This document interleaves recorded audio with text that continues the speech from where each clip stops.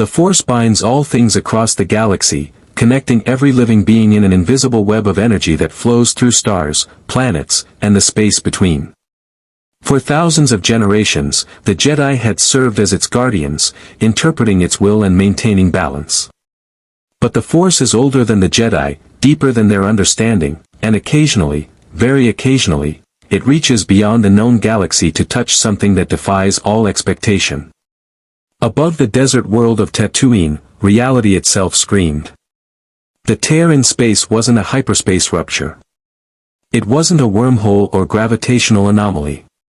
Scanners couldn't classify it because nothing in Imperial databases matched the energy signature. It simply was, a jagged wound in the fabric of existence that pulsed with light that hurt to perceive. For 3 seconds, the rift burned across Tatooine's twin suns like a scar, and then something fell through. He didn't tumble or spiral. He descended with controlled purpose, boots striking the sand outside Mos Eisley with enough force to create a crater 5 meters wide. Dust exploded outward in a perfect circle. When it settled, a man stood in the center, completely unharmed, brushing sand from his jeans with casual efficiency. Chuck Norris had arrived in the Star Wars universe. He straightened, surveying his surroundings with the calm assessment of someone who'd faced impossible situations before. Twin suns blazed overhead, that was new. The architecture of the nearby spaceport looked like something from a science fiction film, all sun-bleached domes and angular technology. Strange vessels that looked nothing like Earth aircraft sat on landing pads, and in the distance, he could hear the distinctive sounds of a busy port city, shouting in languages he didn't recognize, mechanical whines, the hum of unfamiliar machinery.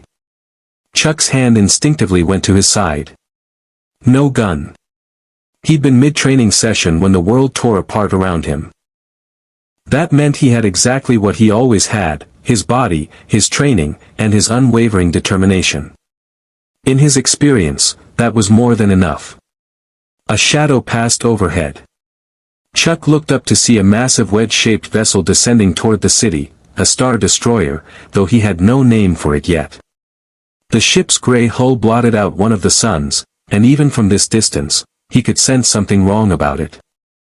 Not evil, exactly, but oppressive. Authoritarian. The kind of presence that made good people keep their heads down. Chuck Norris had never been good at keeping his head down. He started walking toward Mos Eisley, boots crunching on sand that had never known Earth's touch.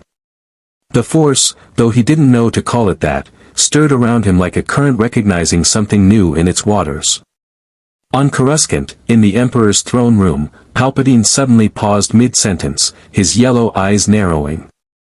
Across the galaxy, Darth Vader felt a disturbance, not in the Force, but of it. Something had entered their universe that didn't belong, and it radiated a presence that made even the Sith Lord's mechanical breathing hitch for just a moment. But Chuck Norris wasn't thinking about Sith Lords or galactic empires. He was thinking about finding answers, getting his bearings, and figuring out how to get home. The spaceport ahead looked like the kind of place where information flowed freely, if you knew how to ask and weren't afraid of the company you kept. The gates of Mos Eisley loomed before him, and beyond them, the cantina beckoned with the promise of answers and the certainty of trouble. If you want to see more characters enter the Star Wars galaxy, hit that subscribe button and drop the name of a character you'd want to see in the comments below. May the Force be with you. The streets of Mos Eisley assaulted Chuck's senses with alien chaos. Creatures he'd never imagined shuffled past, some humanoid, others decidedly not. A being with a trunk-like snout haggled with a 6-armed merchant over crates of something that glowed faintly blue. 2 white-armored soldiers, stormtroopers, though Chuck didn't know the term, marched past in perfect lockstep, their helmets turning to track him with mechanical precision. Chuck met their gaze without flinching. The stormtroopers paused, some instinct warning them that this human in strange clothing wasn't local. One reached for his communicator, but his partner grabbed his arm, shaking his helmet slightly. Whatever they sensed, some survival instinct told them to let this one pass. They continued their patrol, and Chuck filed the interaction away. The white armor meant authority here, and authority that relied on intimidation meant corruption. The cantina's entrance was a dark arch cut into sandstone, with music spilling out, strange, almost jazzy notes played on instruments that shouldn't exist. Chuck pushed through the door and stopped just inside, letting his eyes adjust. The lighting was dim, illuminated by glowing fixtures that cast everything in amber and shadow. The bar stretched along one wall, tended by a creature with 4 eyes and mottled green skin. Booths lined the perimeter, filled with dozens of species engaged in conversation, negotiation, and the kind of careful drinking that happened in places where violence was always 3 words away from erupting. Every eye in the cantina turned toward him. Conversations didn't stop. This was Mose Eisley, after all, but the assessment was universal. Human. Unarmed. Confident enough to be stupid or dangerous enough to be confident. Most turned back to their drinks. A few kept watching. Chuck walked to the bar, his gait relaxed but purposeful. The bartender approached, warbling something in a language that sounded like gargled water. When Chuck didn't respond, the alien switched to heavily accented basic. You drink or you leave. No credits, no drink. Information, Chuck said simply. Where am I, and what's the fastest way off this planet? The bartender's 4 eyes blinked in sequence. Tatooine. Outer Rim. You serious? And passage off-world costs, unless you want to work it off. Plenty of work for those willing. The alien gestured vaguely toward a corner booth where a Rodian sat cleaning a blaster pistol, his multifaceted eyes fixed on Chuck with predatory interest.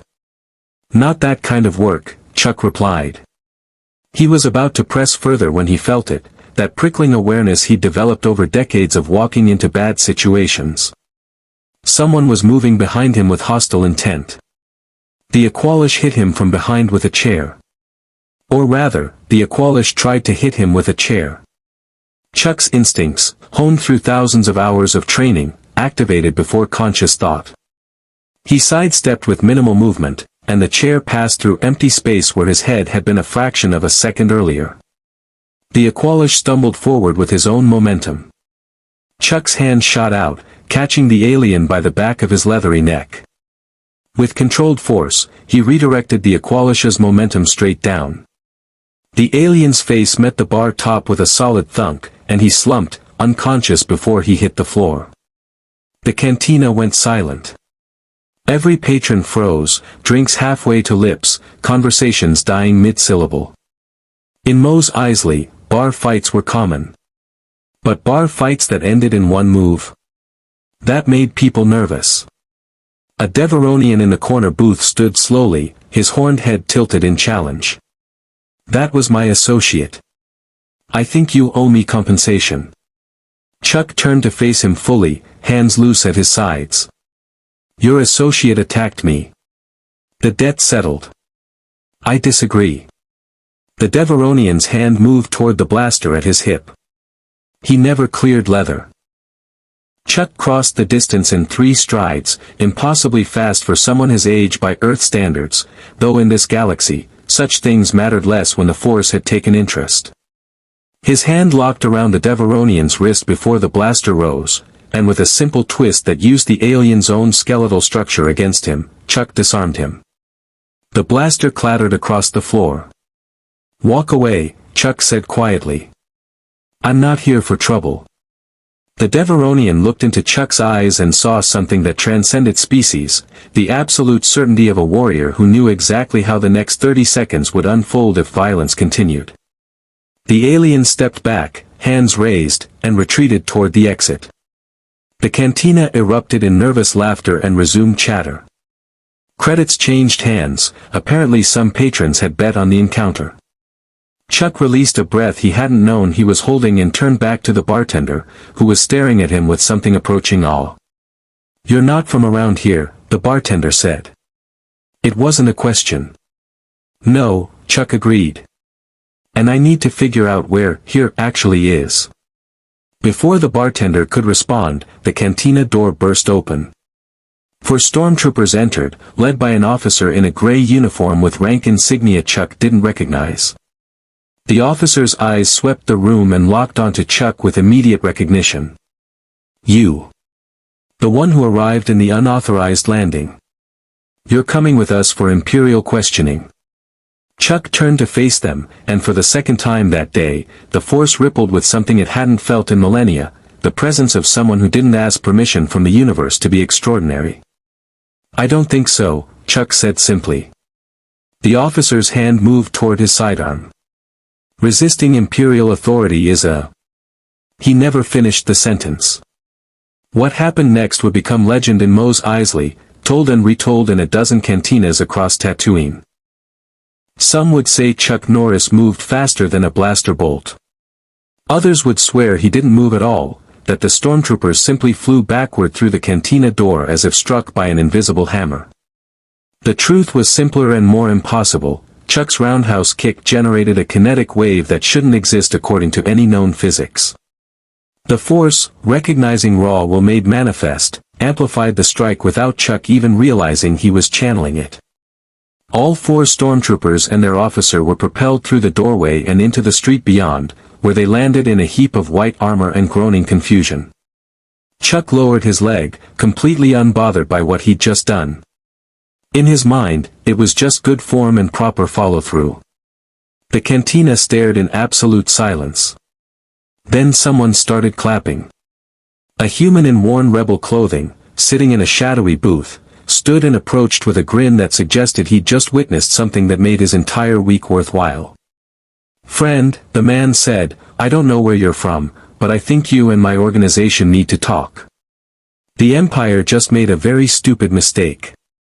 Chuck studied the newcomer, reading body language and intent with the ease of someone who'd spent a lifetime separating honest people from liars. This one was honest, if a bit desperate. And behind the humor in his eyes was the weight of someone fighting a war they were losing. Your organization have a name? Chuck asked. We call ourselves the Rebel Alliance. And I think you just became our most interesting recruitment prospect. Outside, the stormtroopers were calling for reinforcements. Chuck Norris had been in the Star Wars universe for less than an hour, and the Empire was already learning that some mistakes couldn't be fixed with more troops. They just didn't know it yet. The rebel operative introduced himself as Captain Voran Cass, and he moved with the practiced efficiency of someone who'd spent years avoiding Imperial entanglements. He led Chuck through a back exit of the cantina. Apparently every establishment in Mos Eisley had at least 3 ways out, and into the maze of alleys that formed the city's arterial network. Behind them, the sound of boots on stone echoed as reinforcements arrived at the cantina's main entrance. They'll lock down the spaceport within 10 minutes, Voran said, navigating the narrow passages with familiarity. Standard Imperial procedure after an incident involving off-worlders. You picked quite an entrance. Chuck followed, his eyes constantly scanning their surroundings. The alleys were barely wide enough for 2 people to walk side by side, with walls of sun-baked clay rising 3 stories on either side. Laundry hung from lines strung between buildings, and the air smelled of exotic spices mixed with the acrid tang of starship fuel. Above, he could hear the distinctive whine of patrol craft sweeping the city. I didn't pick anything, Chuck replied. One moment I was in Texas, the next I was falling through a hole in space onto a desert planet with 2 suns. You have an explanation for that? Voran glanced back, his expression a mixture of confusion and intrigue. Texas. Never heard of it. And holes in space. That sounds like a hyperspace anomaly, but those don't just grab random people.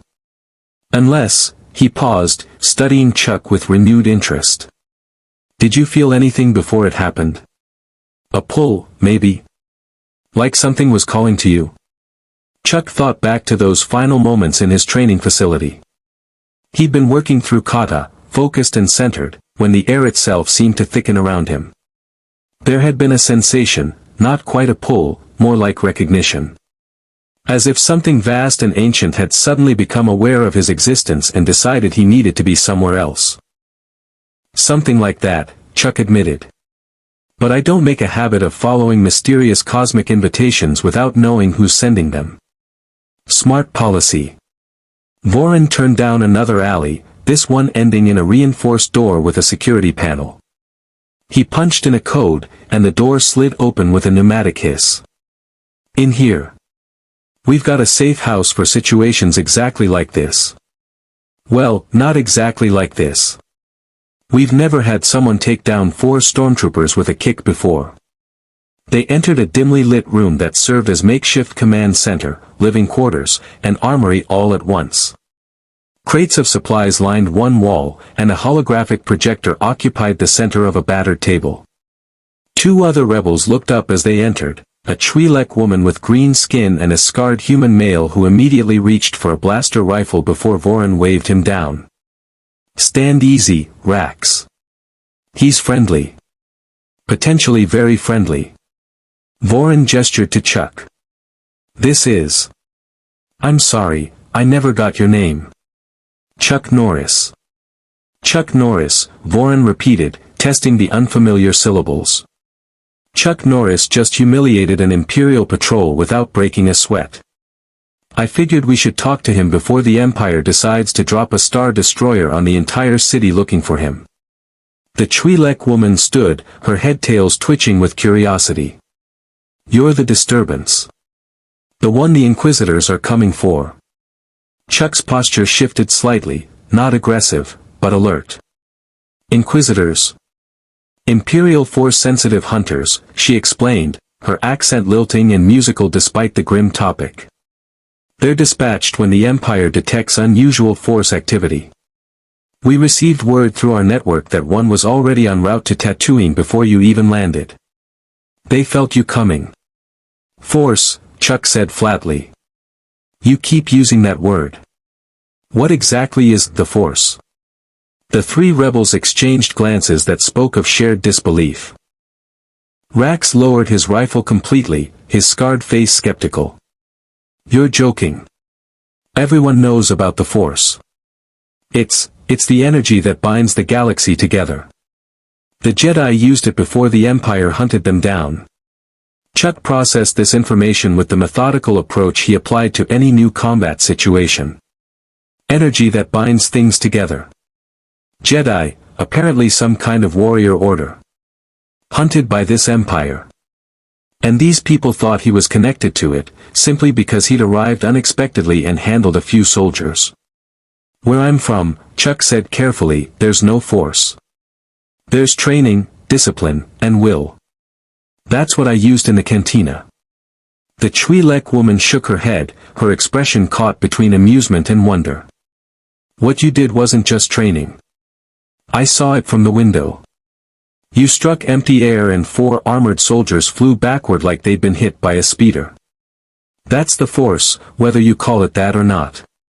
You're either the most naturally gifted Force-sensitive I've ever heard of, or you're from somewhere so far outside the known galaxy that the Force works differently where you're from. Before Chuck could respond, a tremor ran through the room. Not physical, something else. A cold pressure that seemed to press against the edges of consciousness, searching. Chuck felt it clearly, that same awareness he'd experienced before the chair attack, but magnified 1,000-fold. This wasn't hostile intent from a drunk alien. This was predatory focus from something that had found its prey.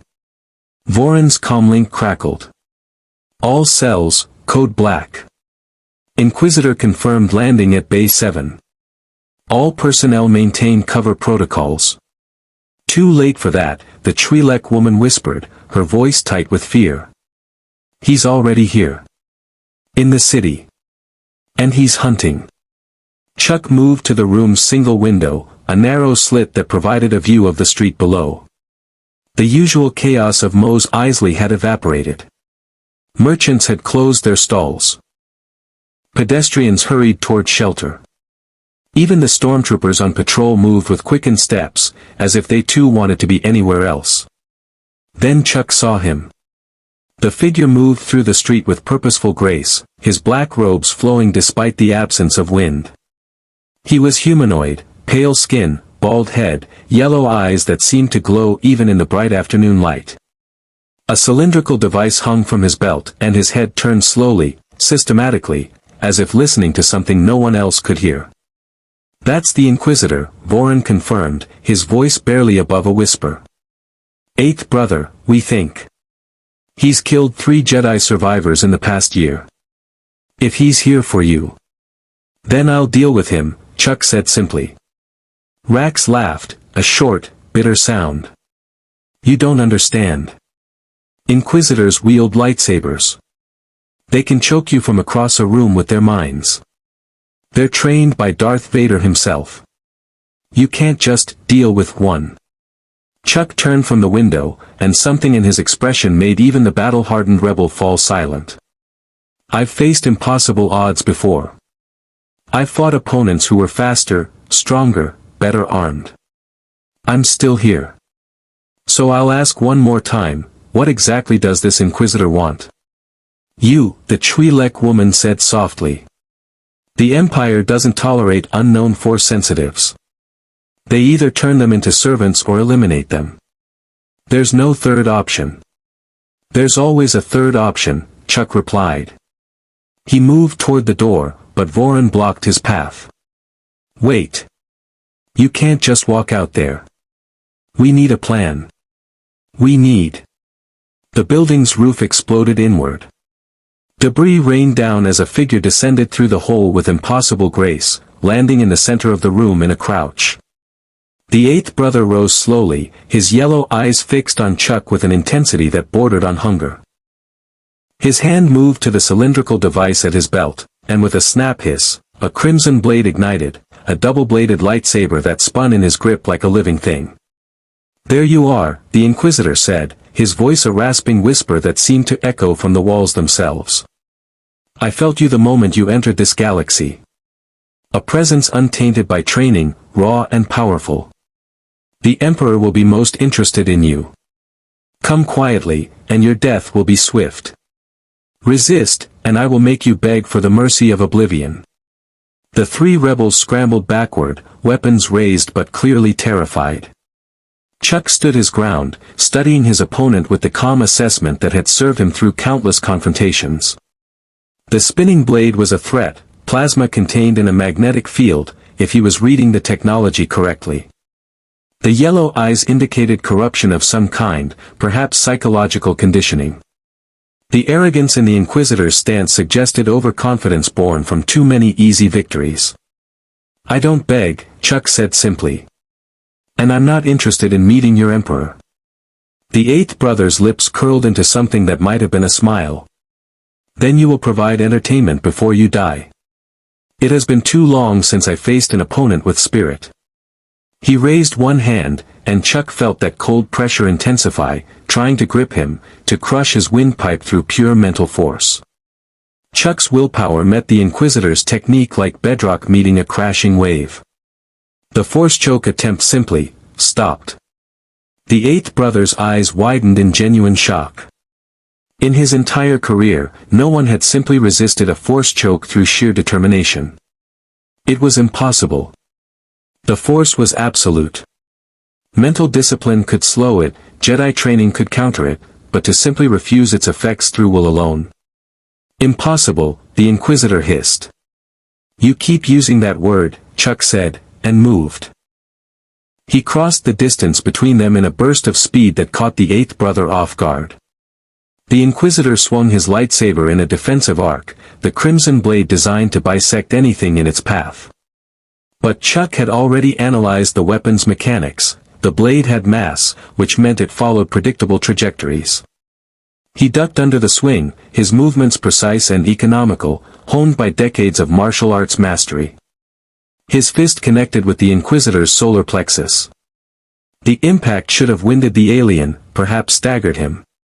Instead, the eighth brother flew backward as if struck by a battering ram, smashing through the far wall and into the alley beyond. The lightsaber deactivated and clattered across the floor. Chuck straightened, flexing his hand. That had felt different. More than just proper form and body mechanics. Something had amplified the strike, flowing through him like a current he hadn't known existed. The Force, if that's what they called it, had recognized his intent and responded. In the alley, the eighth brother rose on shaking legs, blood trickling from his mouth. His expression had transformed from arrogant confidence to genuine fear. What are you?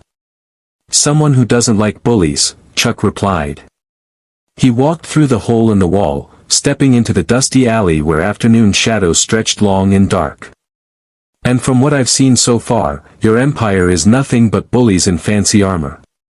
The Inquisitor's hand shot out, and debris from the shattered wall flew toward Chuck like shrapnel, chunks of stone and metal propelled by telekinetic force. Chuck's body moved on instinct, his hands deflecting pieces with precise strikes, his footwork carrying him through the barrage with the grace of a martial artist navigating an obstacle course. The force flowed around him, not through conscious channeling but through pure physical excellence that the universe itself seemed to acknowledge and enhance. When the debris cloud settled, Chuck stood unharmed, his clothes dusty but his stance unshaken. The eighth brother stared, and for the first time in years, the Inquisitor felt something he'd almost forgotten, uncertainty. You're not Jedi, the eighth brother said, his voice steadier now as he called his lightsaber back to his hand through the Force. Jedi are weak, bound by their rules and compassion. But you're something else. Something the galaxy hasn't seen. I'm just a man who knows right from wrong, Chuck said. And everything I've seen tells me your empire is on the wrong side. The Inquisitor's lightsaber ignited once more, both blades spinning in a defensive pattern. Then you've chosen death. The Emperor will not tolerate your existence. Vader will hunt you. The entire Imperial fleet will descend upon whatever rock you hide on. There is no escape from the Empire's reach. Chuck's expression didn't change. Let them come. High above Tatooine, in the cold darkness of space, a transmission reached the Super Star Destroyer Executor. The message was brief, encoded with highest priority. Inquisitor 8th Brother requests immediate backup.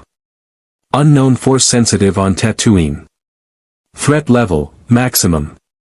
In his meditation chamber, Darth Vader received the message and felt the disturbance himself, a presence that registered in the Force like a star suddenly igniting in the darkness. Not dark side. Not light side. Something else entirely. Something that didn't ask permission from the Force to be powerful. Vader's mechanical breathing filled the silence as he made his decision. This anomaly required personal attention. Prepare my shuttle, he commanded. Set course for Tatooine. Back in the alley of Mos Eisley, Chuck Norris and the eighth brother circled each other, and the Force itself seemed to hold its breath, curious to see what happened when an unstoppable warrior met an empire that had never learned the meaning of the word unstoppable. The real fight was about to begin. The eighth brother attacked with the full fury of his inquisitorious training.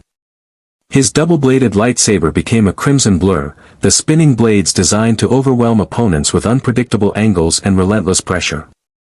The technique had killed Jedi Masters. It had butchered Padawans who survived Order 66. Against an untrained Force sensitive with no lightsaber, it should have been execution, not combat. Chuck Norris had never seen a lightsaber before today. He had no formal knowledge of Form 7 combat or the intricacies of Makashi footwork. What he had was 40 years of martial arts mastery, an instinctive understanding of distance and timing, and the absolute certainty that every weapon, no matter how exotic, followed the same fundamental principles of physics and human motion. The Inquisitor's first strike came from high right, designed to cleave Chuck from shoulder to hip. Chuck sidestepped, his body positioning placing him just outside the blade's arc by millimeters. The second strike followed immediately, a horizontal sweep aimed at his midsection. Chuck dropped into a low stance, the crimson blade passing through empty air where his torso had been. The heat from the plasma edge singed his hair, but the blade itself found nothing but atmosphere. The eighth brother snarled in frustration, his attacks accelerating. He channeled the Force to enhance his speed, becoming a whirlwind of dark robes and deadly light. His technique was flawless by inquisitorious standards, aggressive, overwhelming, designed to capitalize on fear and hesitation. Chuck Norris felt neither fear nor hesitation. He'd sparred with world champions, fought in tournaments where split-second decisions meant victory or defeat, and trained his body to respond before conscious thought could slow it down. The Inquisitor was fast, but speed without unpredictability was just choreography. And Chuck had spent decades learning to read body language, weight distribution, and the microsecond tells that preceded every attack. The Inquisitor lunged, committing to a thrust aimed at Chuck's chest. Chuck's hand moved with precision, striking the eighth brother's wrist at the exact moment before full extension. The blow disrupted the attack's kinetic chain, and the lightsaber's trajectory shifted 6 inches left, missing entirely. Before the Inquisitor could recover, Chuck's elbow connected with his jaw, a short, brutal strike that snapped the alien's head back. The eighth brother staggered, tasting blood. Impossible. The man had struck his weapon arm. No one without lightsaber training attempted that. The blade would sever limbs before conscious thought could register pain. Yet this stranger had not only survived the attempt but executed it with the precision of someone who understood leverage and joint manipulation better than any Jedi the Inquisitor had faced. "You cannot win," the eighth brother rasped, wiping blood from his split lip. "I have trained in the dark arts for years. I have hunted Force sensitives across a dozen systems. You are nothing but raw potential and ignorance." "Ignorance can be an advantage," Chuck replied calmly. "I'm not limited by knowing what's supposed to be impossible." The Inquisitor's yellow eyes narrowed. Then he did something that had killed many overconfident opponents. He stopped relying solely on his lightsaber. His free hand thrust forward, and the force erupted from his palm in a telekinetic wave designed to crush organs and shatter bones. The attack was invisible, unavoidable, and typically fatal. Chuck felt the pressure building, that same cold sensation from earlier but weaponized and focused. His body responded instinctively, not with force training but with something more fundamental, the warrior's understanding that energy follows intent, and intent can be redirected. He shifted his stance, angling his body, and the telekinetic blast passed around him like water flowing around a stone. The alley wall behind him exploded into fragments, but Chuck remained untouched. The eighth brother's confidence finally cracked.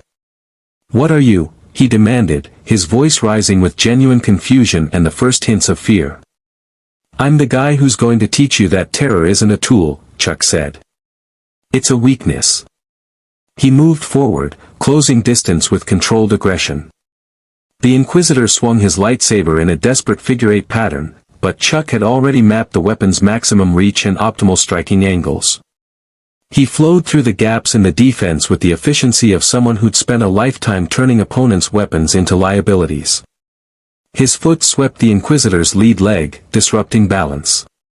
His hand struck the lightsaber hilt, forcing the weapon's angle away from his body.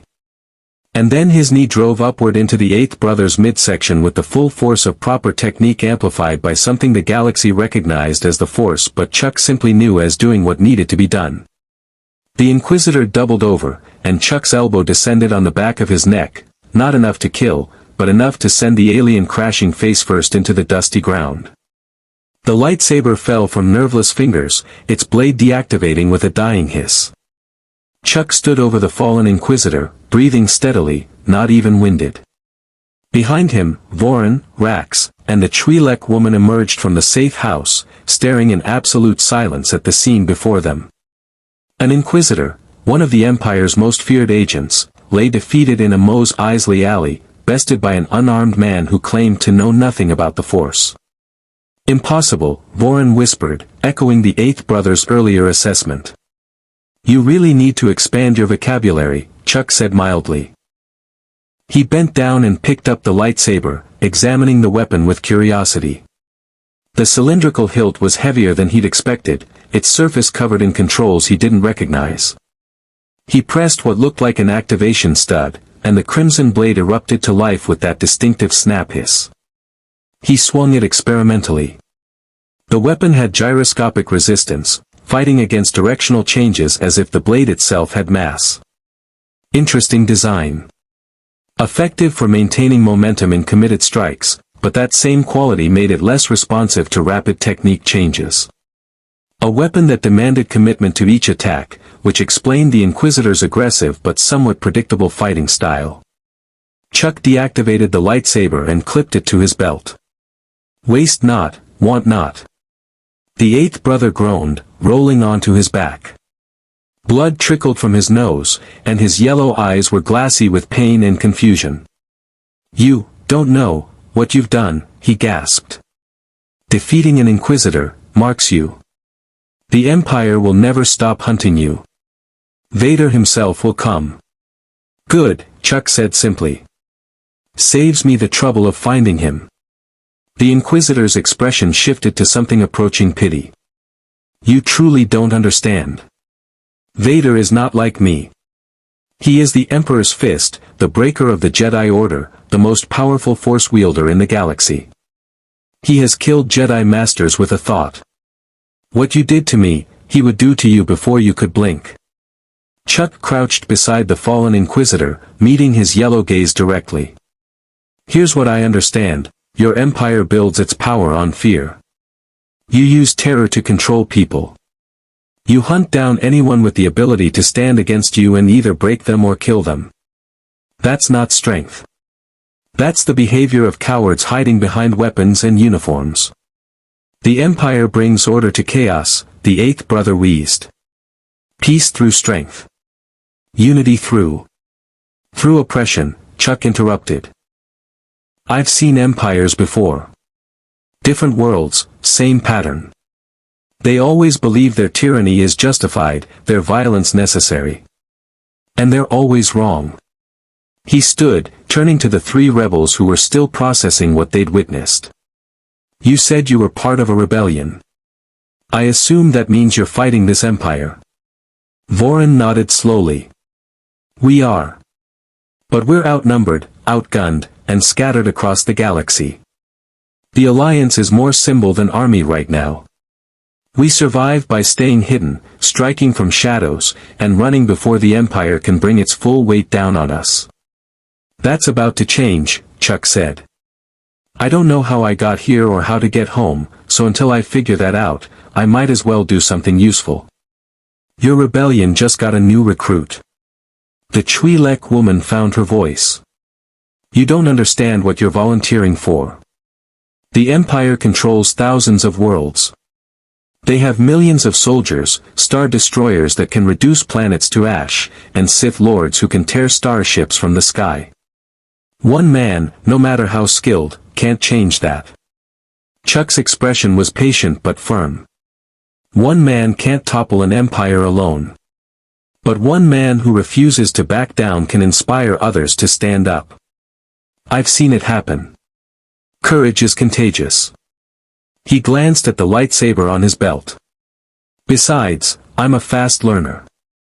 Rax laughed, a genuine sound this time, not bitter. You just beat an Inquisitor in hand-to-hand combat and stole his lightsaber. Fast learner might be an understatement. A new sound cut through the conversation, the distinctive whine of Imperial patrol craft approaching. Multiple engines, coming from different directions.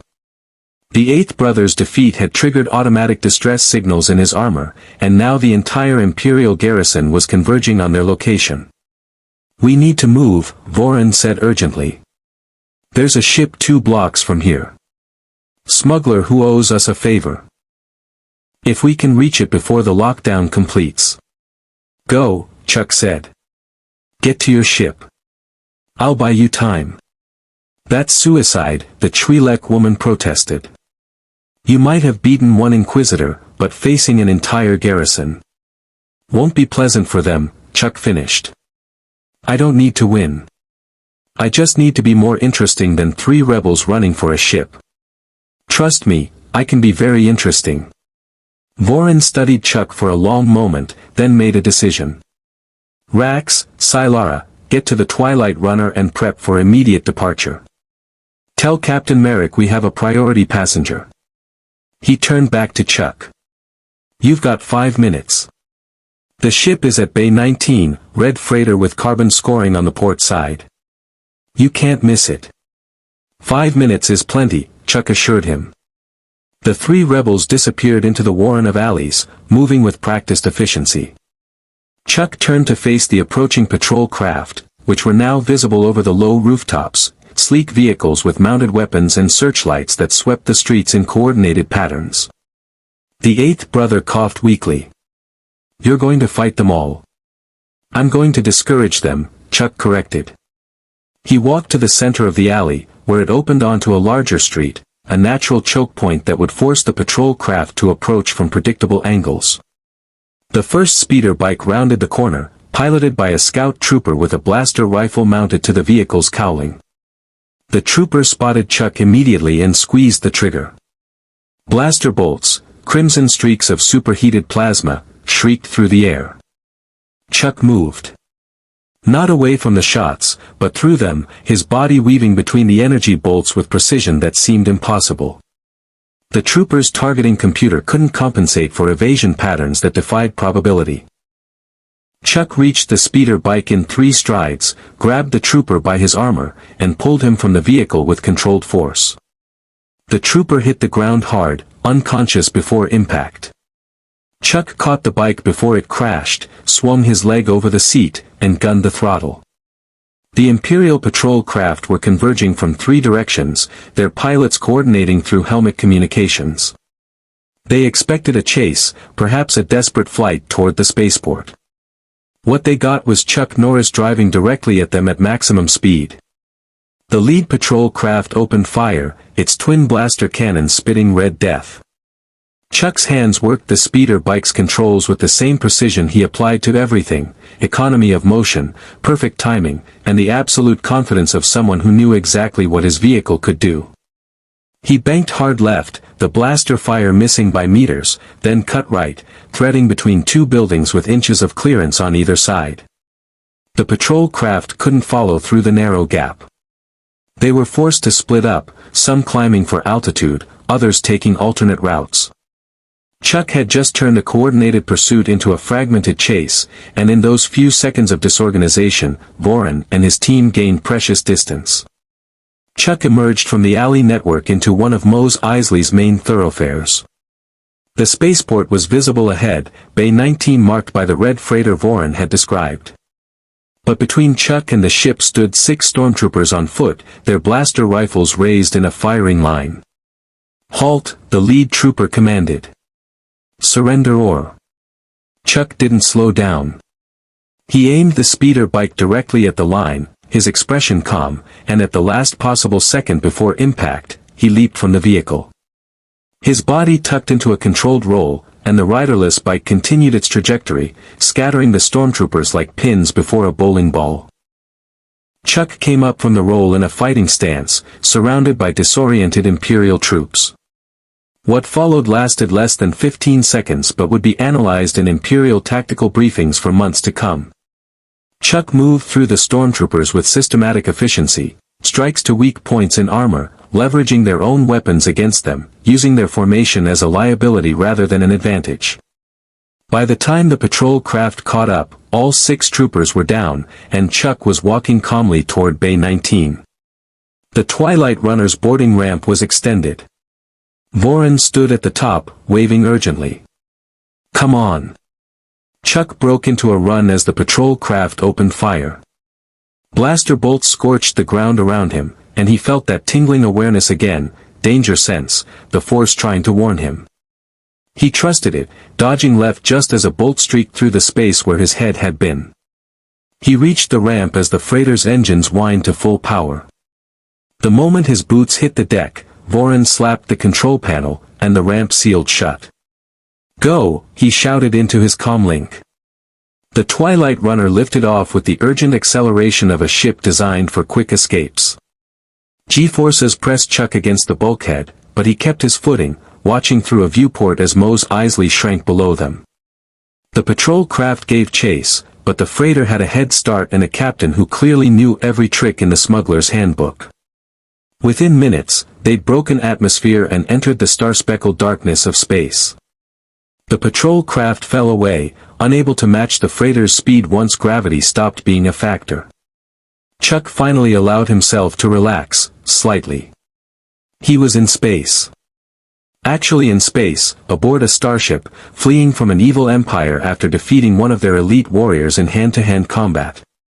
His day had taken some unexpected turns. Voron approached, extending a canteen. Water. You look like you could use it. Chuck accepted, drinking deeply. The water tasted faintly metallic but was blessedly cold. Thank you. Now, you want to tell me exactly what this rebellion of yours is fighting for? Because if I'm going to help, I need to know it's worth the trouble. Voron's expression grew solemn. Freedom. The Empire rose from the ashes of the old Republic, promising peace after years of war. What we got was tyranny. They destroyed the Jedi Order, enslaved entire species, and ruled through fear and military might. The rebellion believes in democracy, in the right of people to govern themselves, in freedom from oppression. Chuck nodded slowly. That's worth fighting for. There's something else you should know, Voron added. What you did down there, defeating the Eighth Brother, evading an entire garrison, that's going to make you famous. Or infamous, depending on perspective. The Empire doesn't forget, and they sure as hell don't forgive. You're now officially one of the most wanted individuals in the galaxy. Won't be the first time I've been on someone's list, Chuck said. What's next? Now we take you to command. General Dodonna needs to know about you. The entire Alliance needs to know. Voron's expression was a mix of excitement and apprehension. Because if one man can do what you just did, imagine what you could teach others. Imagine what the rebellion could become with someone like you leading the charge. Chuck thought about that. He'd never sought leadership, but he'd never run from it when circumstances demanded. If he was stuck in this galaxy for the foreseeable future, he might as well make his presence count for something. Far above Tatooine, Darth Vader's shuttle entered the atmosphere. The Sith Lord had felt the Eighth Brother's defeat through the Force, a sudden spike of pain and humiliation that resonated across star systems. Now he came to investigate personally, to find this anomaly and determine whether it required recruitment or elimination. Vader's mechanical breathing filled the shuttle's cabin as he meditated on what he'd sensed. The presence was powerful but undisciplined. Strong but naive. And completely, utterly unafraid. That last quality intrigued him most. Fear was the foundation of the dark side's power. What happened when the Force encountered someone who simply refused to feel it? Vader would find out soon enough. The Twilight Runner jumped to hyperspace with the stuttering lurch that Chuck would later learn was characteristic of older freighters with poorly maintained hyperdrive motivators. Through the viewport, the stars stretched into infinite lines of light, and reality itself seemed to fold around the ship as it entered that impossible realm between destinations. Chuck watched the phenomenon with the quiet fascination of someone who just confirmed that physics worked very differently in this galaxy. First time seeing a hyperspace jump? Sylara, the Twi'lek woman, asked from beside him. She'd been watching his reaction with amusement. First time doing a lot of things today, Chuck admitted. Where are we headed? Yavin 4. It's one of the rebellion's hidden bases, a moon covered in jungle, orbiting a gas giant. The Empire doesn't know about it yet, which makes it one of the few places we can gather without immediate annihilation. She paused, her head-tails twitching thoughtfully. I'm Sylara Voss, by the way. Former Republic pilot, current rebel operative, and apparently witness to the galaxy's strangest arrival. Chuck Norris. Former Texas Ranger, martial arts instructor, and current. I'm not actually sure what I am right now. Your hope, Sylara said simply. Whether you know it or not. The rebellion survives on hope, the belief that the Empire can be defeated despite impossible odds. What you did today. That's the kind of story that spreads. That's the kind of thing that makes people believe maybe the Empire isn't invincible. Chuck considered that. He'd never thought of himself as symbolic, but he understood the power of example. In his teaching, he'd always emphasized that showing students what was possible mattered more than explaining it. Apparently, that principle scaled to galactic rebellions. The Twilight Runner's cockpit was cramped but functional, with controls that looked more jury-rigged than manufactured. Captain Merrick, a grizzled human with a cybernetic eye and the perpetual squint of someone who'd spent too many years staring at hyperspace, turned from the pilot's seat as Chuck and Sylara entered. "So you're the lunatic who kicked an Inquisitor's ass," Merrick said without preamble. "Voron tells me you did it without a weapon, without training, and without breaking a sweat. That true, or is he exaggerating for recruitment purposes?" "It's true," Chuck confirmed. "Though I wouldn't say I didn't have training. Just different training than what your Jedi apparently used." Merrick grunted. "Jedi are all dead, thanks to the Empire and their lapdog Vader. What few survived Order 66 are in hiding, too scared or too smart to show themselves. You, on the other hand, announced your presence by throwing stormtroopers through a cantina door with your foot. Either you're the bravest Sanovovich in the galaxy or the dumbest." "Probably a bit of both," Chuck said with a slight smile. "Tell me about this Vader." "The Inquisitor mentioned him. Said he's the most dangerous force wielder alive." The cockpit fell silent. Even the ambient hum of the ship's system seemed to diminish. Merrick's organic eye darkened with something that might have been old fear or older rage. "Darth Vader," Merrick said slowly, "is the Empire's enforcer. The Emperor's attack dog. He was once a Jedi, or so the rumors say, but he fell to the dark side during the Clone Wars. When Palpatine declared himself Emperor and betrayed the Jedi Order, Vader led the purge. He personally killed hundreds of Jedi, including younglings who'd barely learned to hold a lightsaber." Chuck's expression hardened. "Children?"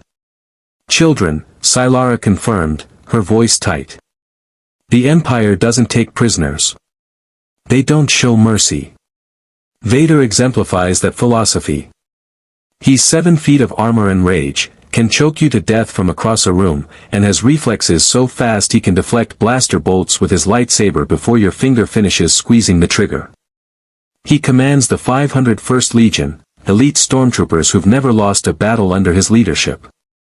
He also has this charming habit, Rax added from the co-pilot's seat, of killing his own officers when they fail him.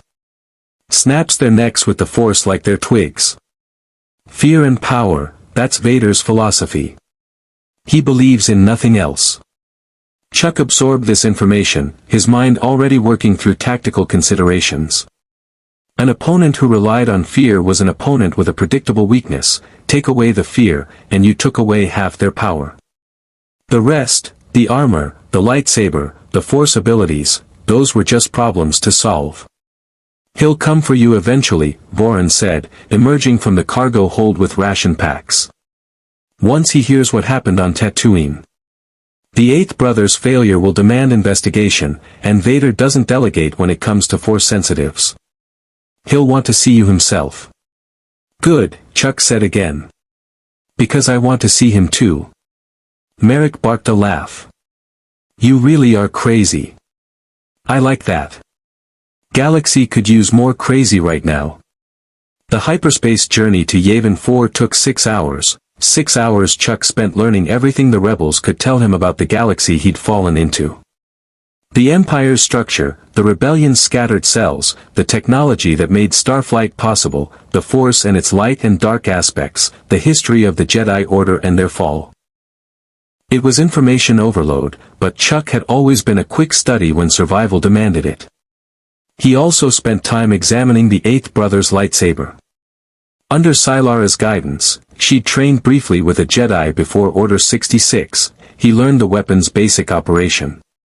The blade's length was adjustable, controlled by a small dial near the activation stud. The crystal that powered it, a synthetic red one, characteristic of Sith and Imperial Inquisitors, was housed in a chamber that could be opened with the right tools. Natural kyber crystals are attuned to the light side of the Force, Sylara explained as Chuck practiced basic strikes in the cargo hold, the crimson blade humming with each movement. Jedi would meditate with their crystal, forming a bond. Sith and Inquisitors use synthetic crystals or bleed natural ones through the dark side, corrupting them. That's why their blades are red. Can it be changed back? Chuck asked, executing a horizontal slash that felt more natural than the Inquisitor's spinning style. Theoretically. If you could cleanse the crystal through the force. But that's advanced technique, and it usually results in white blades, neither light nor dark, but something purified. She watched his form critically. You're holding it too tight. Lightsabers respond to the force as much as physical grip. Let it flow, don't force it. Chuck adjusted his grip, loosening his fingers slightly, and immediately felt the difference. The blade moved more responsively, as if the weapon itself was cooperating rather than resisting. Interesting. A weapon that responded to mental state as much as physical technique. You're a natural, Sylara observed. Most people spend weeks just learning not to cut their own limbs off. You've been practicing for an hour and you're already executing clean strikes. I'm applying principles I already know, Chuck explained. Blade work is blade work, whether it's a katana, a broadsword, or a plasma sword. Respect the weapon, understand its balance, move with purpose. The Jedi would have loved you, Sylara said quietly. Or been terrified of you. Maybe both. When the Twilight Runner finally dropped out of hyperspace, Chuck got his first look at Yavin 4. The gas giant Yavin dominated the viewport, a massive sphere of orange and brown clouds that swirled in eternal storms. Orbiting it was a small green moon, covered in dense jungle that stretched from pole to pole. Ancient stone temples poked through the canopy, remnants of some long-dead civilization. There, Voran said, pointing to a clearing near one of the larger temples. That's the Great Temple. Our main base of operations. Home to about 300 rebels, 24 starfighters, and one very stressed commanding officer who's about to meet you. The freighter descended through thick clouds that obscured their approach, then dropped below the canopy into a landing zone carved from the jungle. Other ships occupied the clearing, X-wings with their distinctive S-foils, Y-wings that looked like they'd been held together with prayers and spare parts, and transport vessels of various makes. Rebel personnel moved between the ships with purpose, and guard towers equipped with anti-aircraft weapons stood sentinel around the perimeter. The Twilight Runner touched down with a hydraulic hiss, and the boarding ramp extended. Chuck walked down into humid jungle air that smelled of vegetation, moisture, and something else, ozone, perhaps from the energy weapons. The temperature was easily 20 degrees warmer than Tatooine, and the ambient sound was a cacophony of alien wildlife. A welcoming committee approached, 7 individuals led by a man in his 50s with gray hair, sharp eyes, and the bearing of someone who'd commanded soldiers long before the rebellion existed. Behind him stood a diverse group, humans, aliens Chuck didn't recognize, and one woman in the orange flight suit of a pilot whose expression suggested she'd seen too much combat for someone so young. General Jan Dodonna, the gray-haired man, introduced himself. Commander of Alliance forces on Yavin 4. You must be the individual who gave the 8th brother a lesson in humility. Chuck Norris, Chuck replied, shaking the offered hand. Dodonna's grip was firm, professional. Captain Cass's report was colorful, Dodonna continued. He claims you defeated an Imperial Inquisitor in hand-to-hand combat, resisted Force abilities through willpower alone, and escaped an entire Imperial garrison without sustaining injury. He also claims you arrived on Tatooine through some kind of dimensional anomaly and have no knowledge of the Force despite wielding it with remarkable proficiency. All accurate, Chuck confirmed. Dodonna studied him for a long moment. Either you're the luckiest man in the galaxy, or you're exactly what we need. Command wants to debrief you immediately. They need to understand what we're dealing with, both the opportunity and the potential risk. Risk? Chuck asked. You defeated an Inquisitor, one of the other officers said, a Mon Calamari whose bulbous eyes regarded Chuck with a mixture of hope and caution. That makes you a priority target for the Empire. If they track you here, they'll discover this base.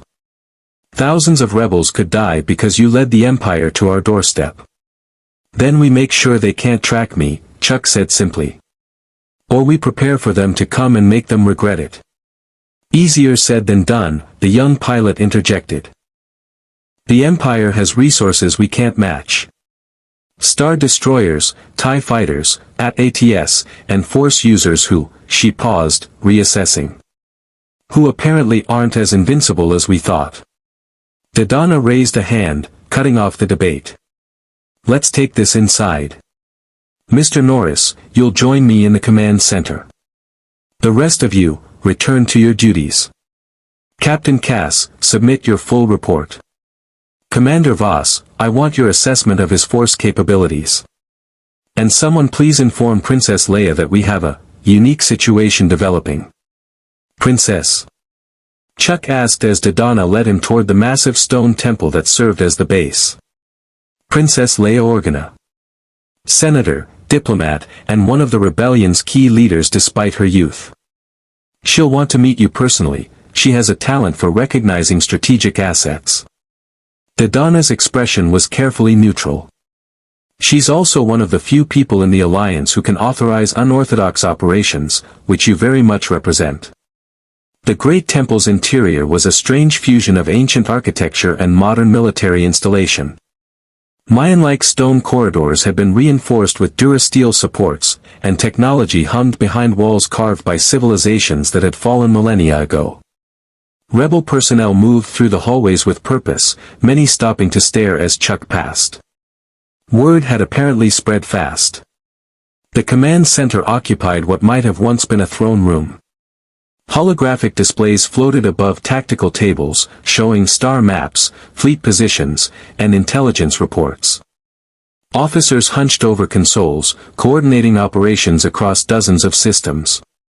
At the center of it all stood a young woman, barely 20, if Chuck was reading her correctly, with brown hair styled in a practical braid and wearing white robes that somehow looked both diplomatic and ready for action.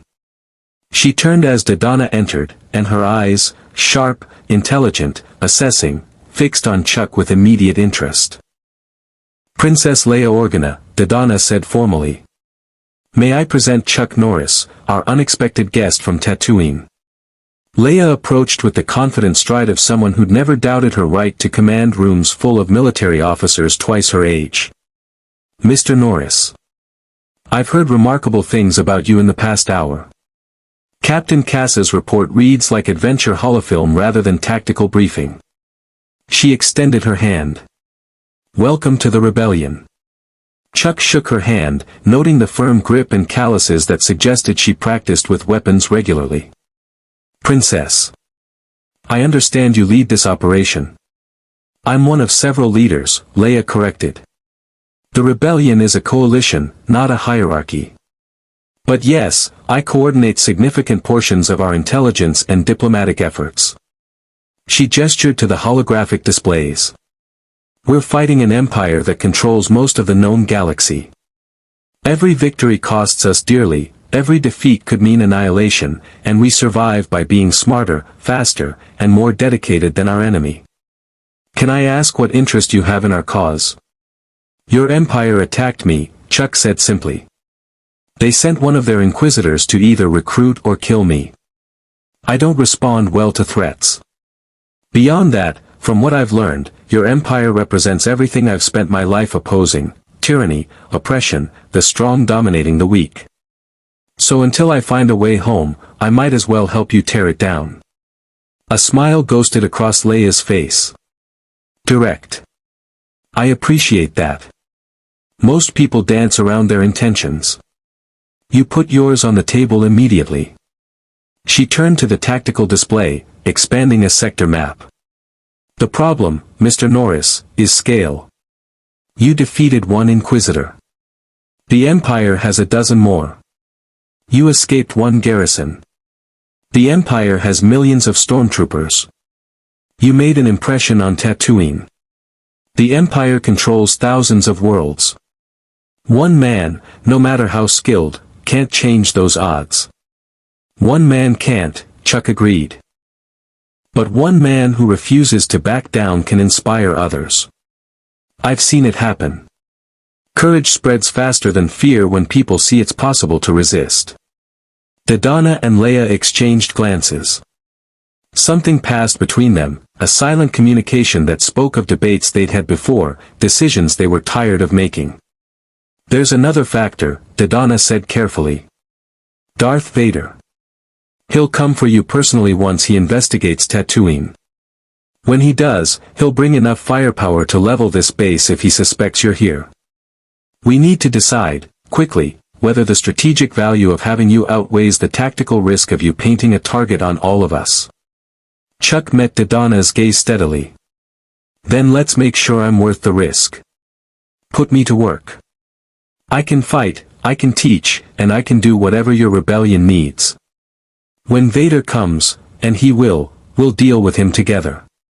Together, Leia repeated, testing the word. Then she smiled, not the diplomatic smile of a princess, but the genuine expression of someone who just found an unexpected ally. I like that. General Dodonna, let's see what our new friend can do.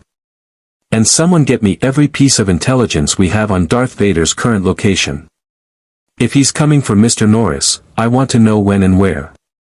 Far across the galaxy, Darth Vader stood in the ruins of Mos Eisley's cantina. The eighth brother knelt before him, his yellow eyes downcast in shame and fear. The Inquisitor's failure hung in the air like a physical presence. You encountered an unknown Force-sensitive, Vader said, his mechanical voice devoid of inflection. And he defeated you. Yes, my lord, the eighth brother whispered. He was, unlike anything I've faced. His power was raw, undisciplined, but impossibly strong. And he showed no fear. None at all. Vader's breathing filled the silence. Through the Force, he reached out, searching for the presence that had humiliated his Inquisitor. And there, across star systems, on a jungle moon orbiting a gas giant, he felt it. A presence that blazed in the Force like a beacon, unshielded and unafraid. I sense him, Vader said. He burns brightly. Too brightly to hide. He turned from the wreckage. Prepare my fleet. This anomaly requires personal attention.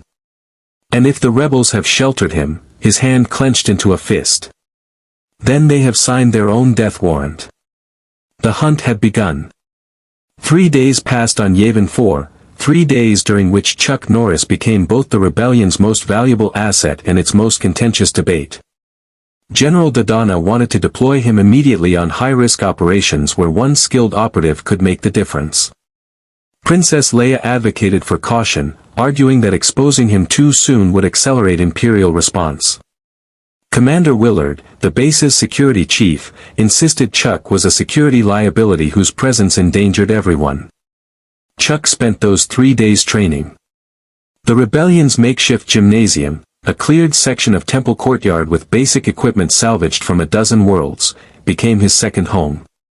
Rebel soldiers gathered to watch as he ran through forms, practiced strikes against training dummies, and demonstrated techniques that seemed simple but devastated targets with brutal efficiency.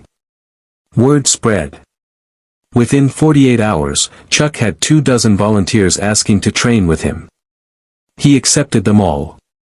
The key, Chuck explained to a mixed group of human and alien rebels, demonstrating a basic defensive stance, is understanding that your opponent's strength becomes their weakness if you know how to redirect it.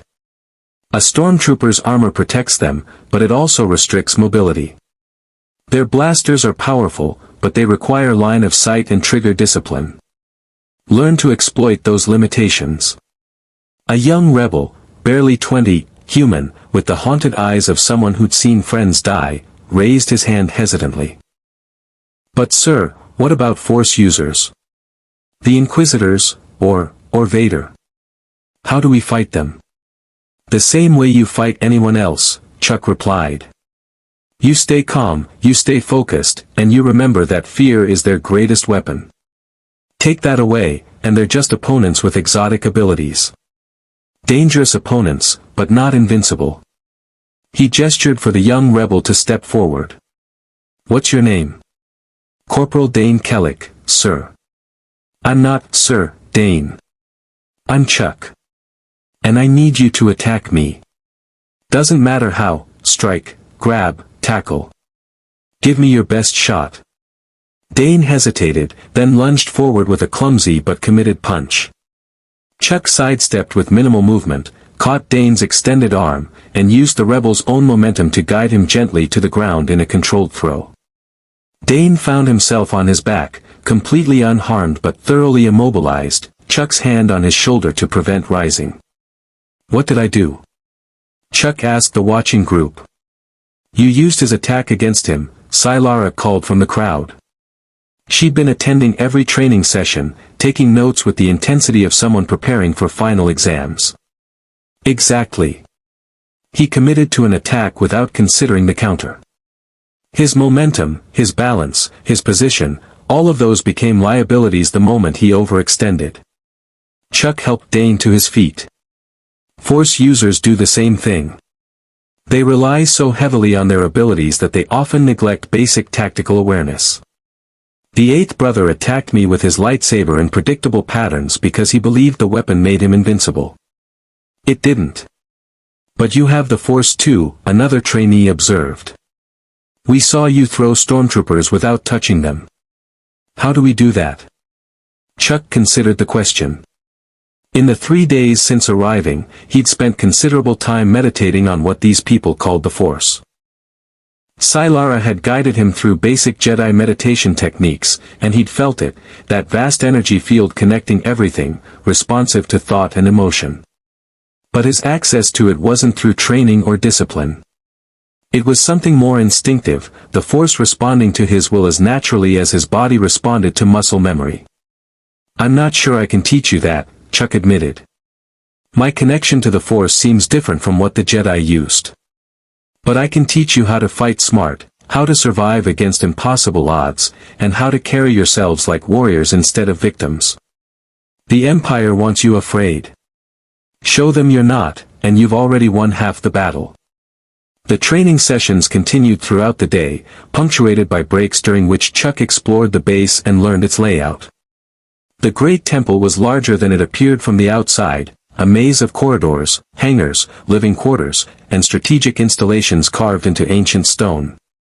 Rebel personnel numbered around 300, as Voron had said, but they represented dozens of species and came from across the galaxy. Each had their own story of loss, of imperial oppression, of choosing to fight despite overwhelming odds.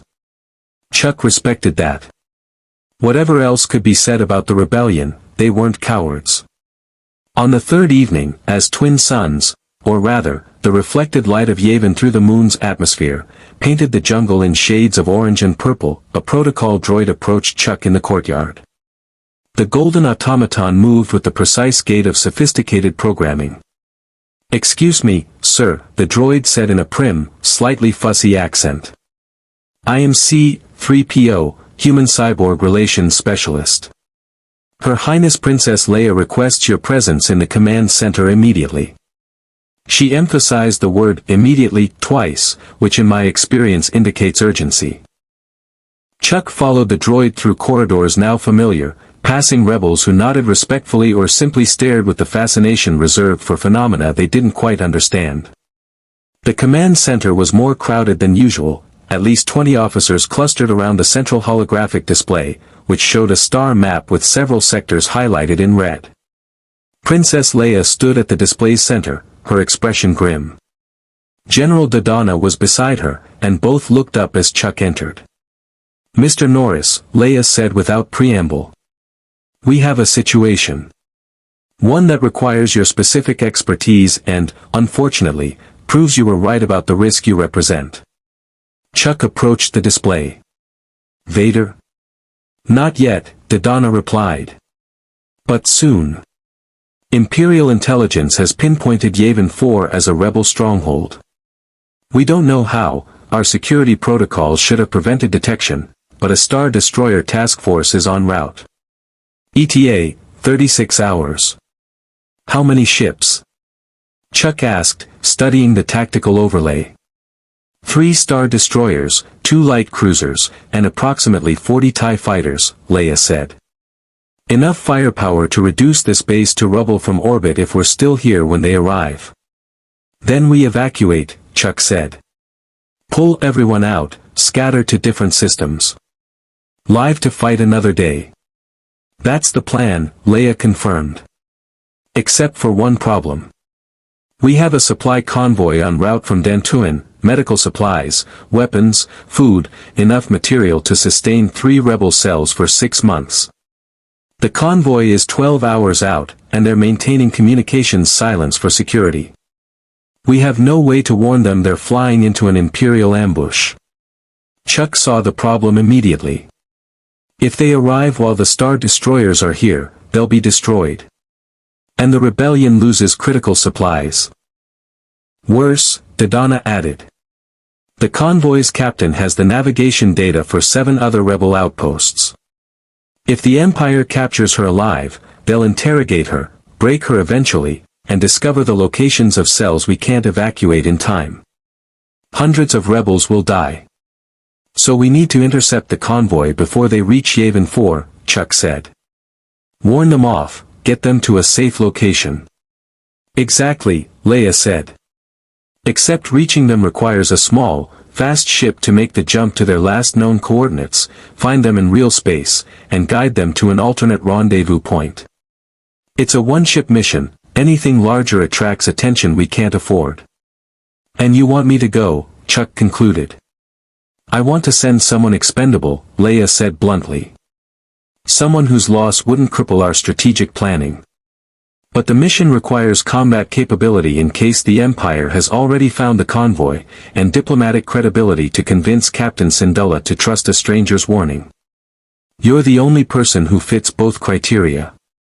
You're skilled enough to handle Imperial interference, and you're famous enough after Tatooine that rebels across the galaxy have heard your name. I've been here 3 days. How am I famous? Sylara stepped forward from the crowd of officers, holding a datapad. Because Captain Cass's report went into the Alliance intelligence network. Because a dozen rebels who were in Mos Eisley recorded your fight on their comlinks. Because the story of an unknown warrior defeating an Inquisitor is exactly the kind of hope the rebellion needs. Look. She handed Chuck the datapad. On the screen, a grainy holographic recording showed Chuck's confrontation with the 8th brother, the Inquisitor's lightsaber spinning, Chuck dodging with impossible precision, the final strike that sent the Force wielder crashing to the ground. The footage had been viewed over 1 million times across the Rebel network in 3 days. You're a symbol now. Leia said. Whether you want it to be or not. Use it. Captain Syndulla will believe you when you say the mission is compromised. And if the Empire has already found the convoy, she gestured to the lightsaber clipped to Chuck's belt. You've proven you can handle Inquisitors. Chuck studied the mission parameters on the holographic display. The convoy's last known position, the estimated Imperial fleet trajectories, the narrow window for interception. It was a tight operation with minimal margin for error. Exactly the kind of mission where one skilled operator could make the difference. I'll need a ship, he said. Already arranged, Dodonna replied. Captain Merrick volunteered the Twilight Runner. He says, and I quote, if the crazy bastard is flying into an Imperial fleet, I want to be there to see it. He's standing by in the hangar. One more thing, Chuck said. I'll need someone who knows how to navigate hyperspace routes and can handle ship systems if things get complicated. I'm a fast learner, but I've been flying spaceships for exactly 0 hours. I'll go, Sylara said immediately. I know the convoy's route, I've worked with Captain Syndulla before, and I can handle the Twilight Runner's navigation systems blindfolded. Leia and Dodonna exchanged glances again, that same silent communication. Then Leia nodded. Approved. You launch in 20 minutes. Get Captain Syndulla and that convoy to the Vergesso asteroids, there's a hidden facility there that can shelter them until the Imperial task force moves on. And Mr. Norris? She fixed him with a stare that was equal parts authority and genuine concern. Come back alive. The rebellion just invested considerable political capital in you. I'd hate to lose that investment before we see returns. I'll do my best, Princess. One last thing, Dodonna added, gesturing to a rebel technician who approached carrying something wrapped in cloth. We scavenged this from an Imperial depot 3 months ago. We've been saving it for someone who could use it properly. The technician unwrapped the cloth, revealing a lightsaber hilt, elegant, silver, with clean lines that suggested Jedi craftsmanship rather than inquisitorial corruption. It belonged to a Jedi Knight named Jorah Vass, Dodonna explained. She died defending civilians during Order 66. Her lightsaber was recovered by sympathizers and eventually found its way to us. The Kyber crystal is natural, blue, when it ignites. We thought you might prefer it to the Inquisitor's weapon. Chuck accepted the lightsaber with appropriate reverence, feeling the weight of history in the metal. Someone had died wielding this weapon, died protecting others. That deserved respect. He activated it, and a brilliant blue blade erupted from the hilt with that distinctive snap hiss. The blade felt different from the Eighth Brother's weapon, cleaner somehow, more responsive. "Thank you," Chuck said simply, deactivating the blade and securing it beside the red lightsaber. "I'll try to honor her memory." 20 minutes later, the Twilight Runner lifted off from Yavin 4's landing pad, Merrick at the controls with his usual gruff competence. Chuck sat in the co-pilot's seat, watching as the jungle moon shrank below them and the massive gas giant Yavin dominated the viewport. "Coordinates locked," Sylara called from the navigation station behind them. "Jump to hyperspace in 30 seconds. Estimated travel time, 4 hours. 4 hours to save a convoy from an entire Imperial fleet," Merrick muttered. "Just another day in the rebellion." He glanced at Chuck. "You scared?" "Should I be?" "Most people are, first time flying into a situation where death is the likely outcome. But you're not most people, are you?" "Death is always a possible outcome," Chuck replied.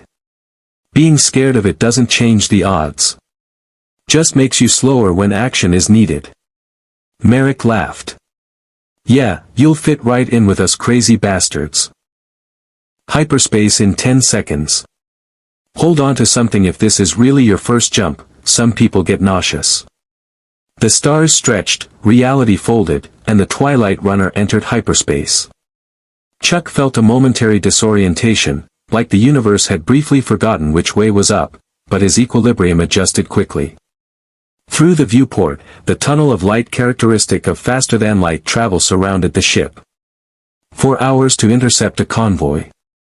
4 hours before they'd know whether the Empire had already found Captain Syndulla's ships.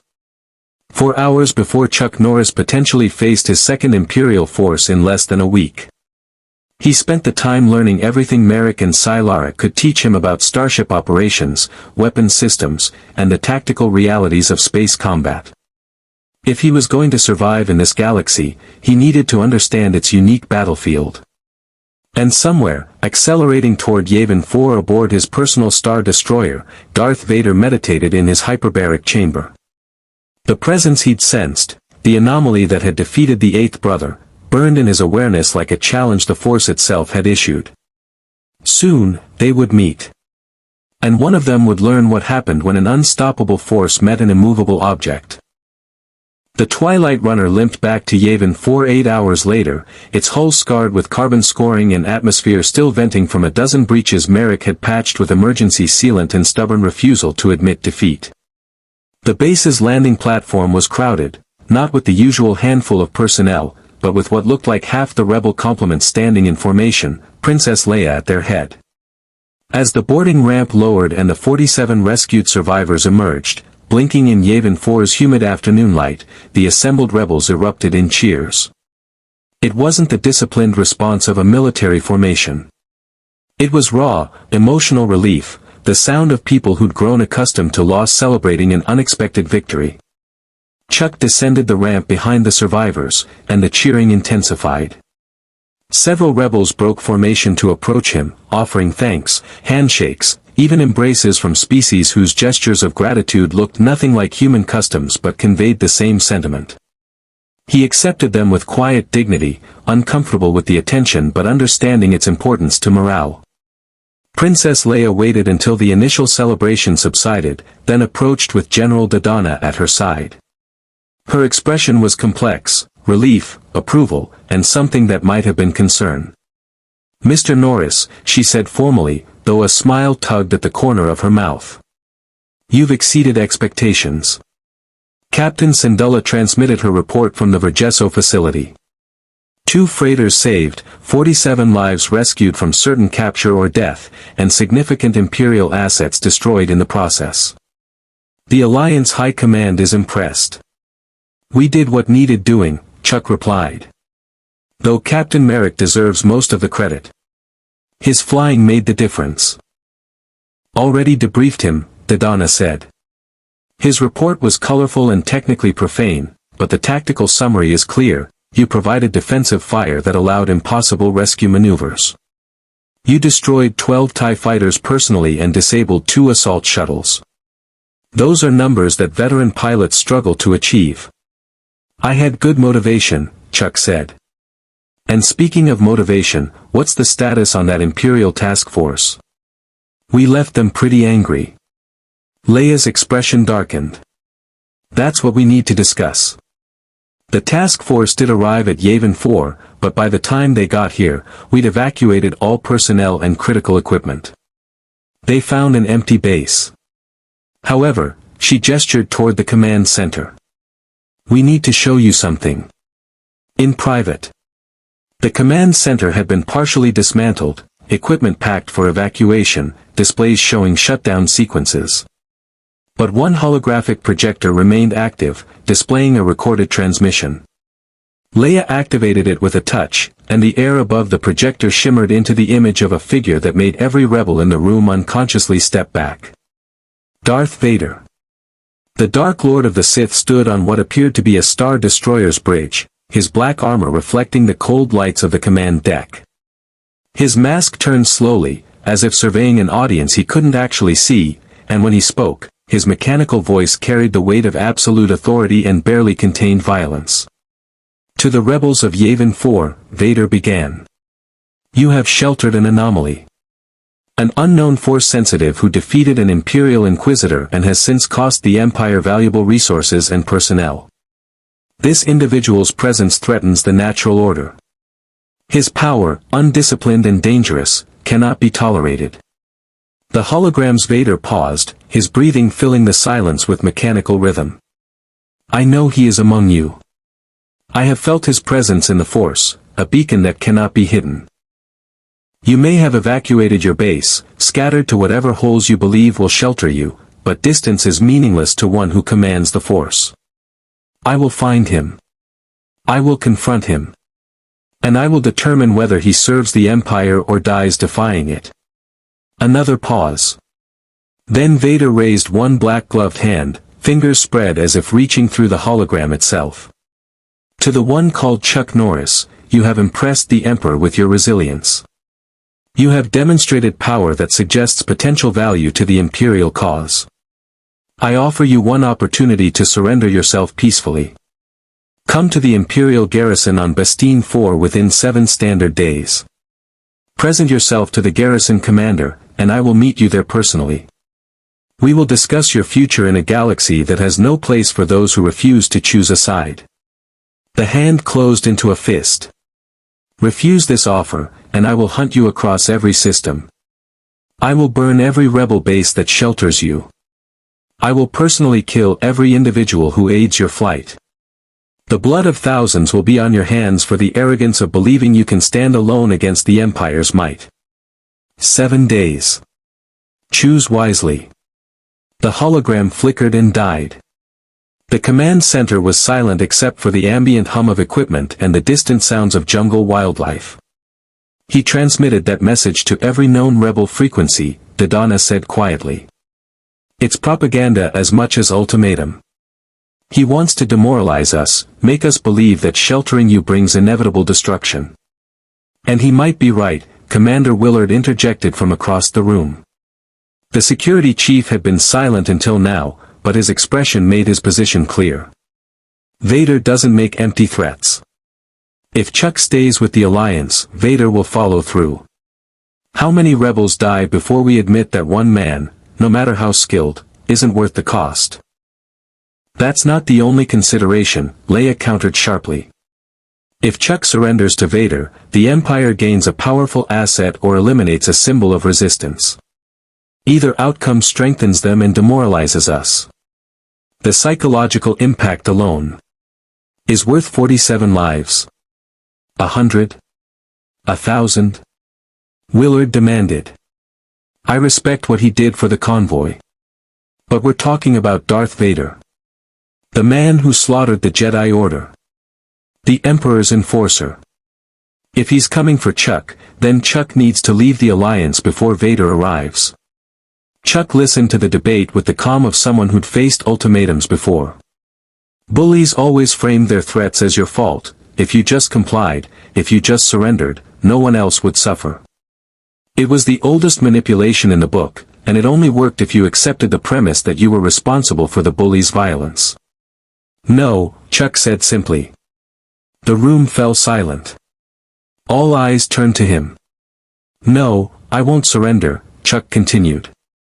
And no, I won't leave the rebellion. Commander Willard is right about one thing, Vader will follow through on his threats. But he'll do it whether I surrender or not. That's how tyranny works. Today the threat is, give us Chuck Norris or we'll burn your bases. Tomorrow it'll be, give us your supply routes or, reveal your leadership. Appeasement doesn't satisfy bullies. It just teaches them that threats work. So what do you propose? Dodonna asked, his tone suggesting genuine curiosity rather than challenge. I propose we call his bluff, Chuck said. Vader wants to meet me on Bastille 4 in 7 days. Fine. I'll be there. But not to surrender. To fight. That's suicide, Willard said flatly. Vader has killed Jedi Masters in single combat. Masters who trained their entire lives in lightsaber technique and force mastery. You've had 3 days with a lightsaber and instinctive force connection. The power gap is insurmountable. Maybe, Chuck acknowledged. But I've faced opponents who were supposedly unbeatable before. The key isn't matching their strength, it's exploiting their weaknesses. And Vader has weaknesses.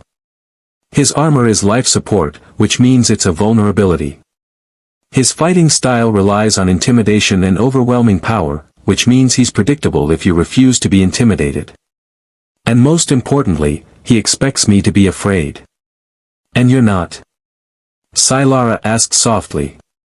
Chuck met her gaze. Fear is a choice. I choose not to give him that weapon. Leia studied him for a long moment, her expression unreadable. Then she turned to Dodonna. General, what's your tactical assessment? Dodonna stroked his chin thoughtfully. Conventionally, this is madness. No single operative should willingly walk into a confrontation with Vader.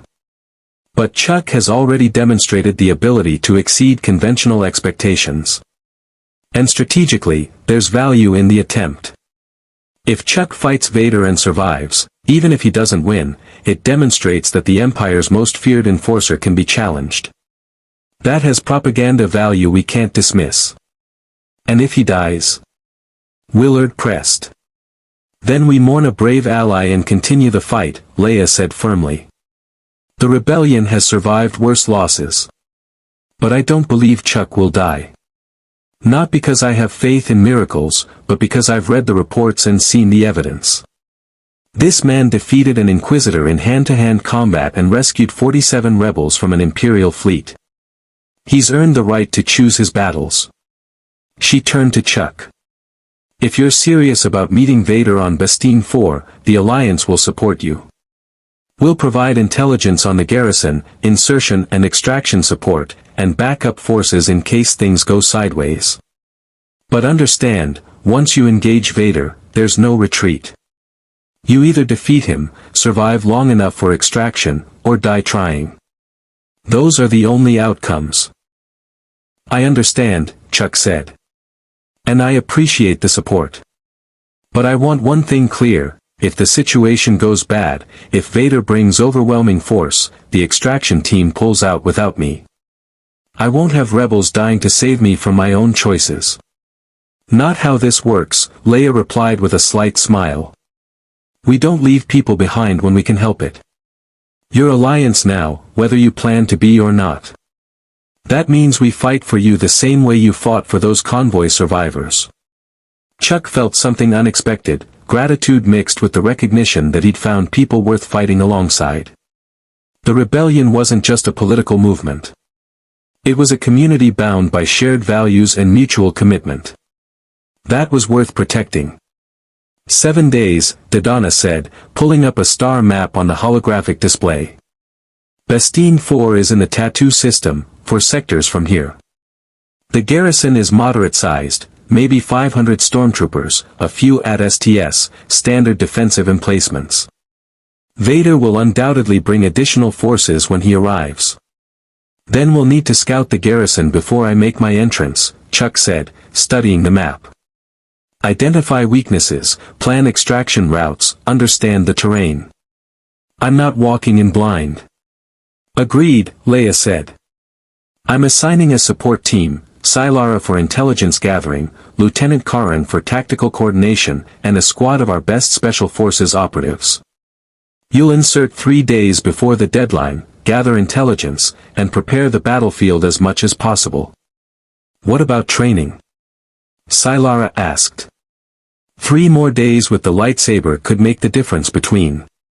I know, Chuck interrupted gently. And I'll use every hour. But I'm not trying to become a Jedi in a week. I'm trying to be myself with new tools. That's what's worked so far. A young officer burst into the command center, breathless. Princess, General, urgent transmission from Alliance intelligence. It's about Mandalore. Mandalore? Leia's expression sharpened. What about it?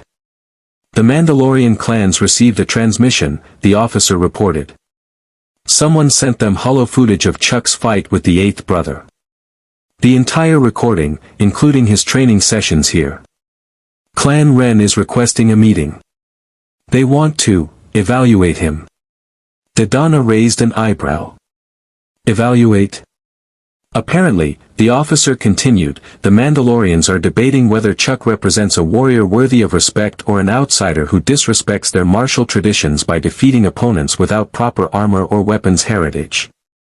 Clan Ren's matriarch wants to test him personally. Chuck absorbed this new development. Mandalorians. The warrior culture Vorin mentioned. They're not Empire-aligned. Complicated, Leia said.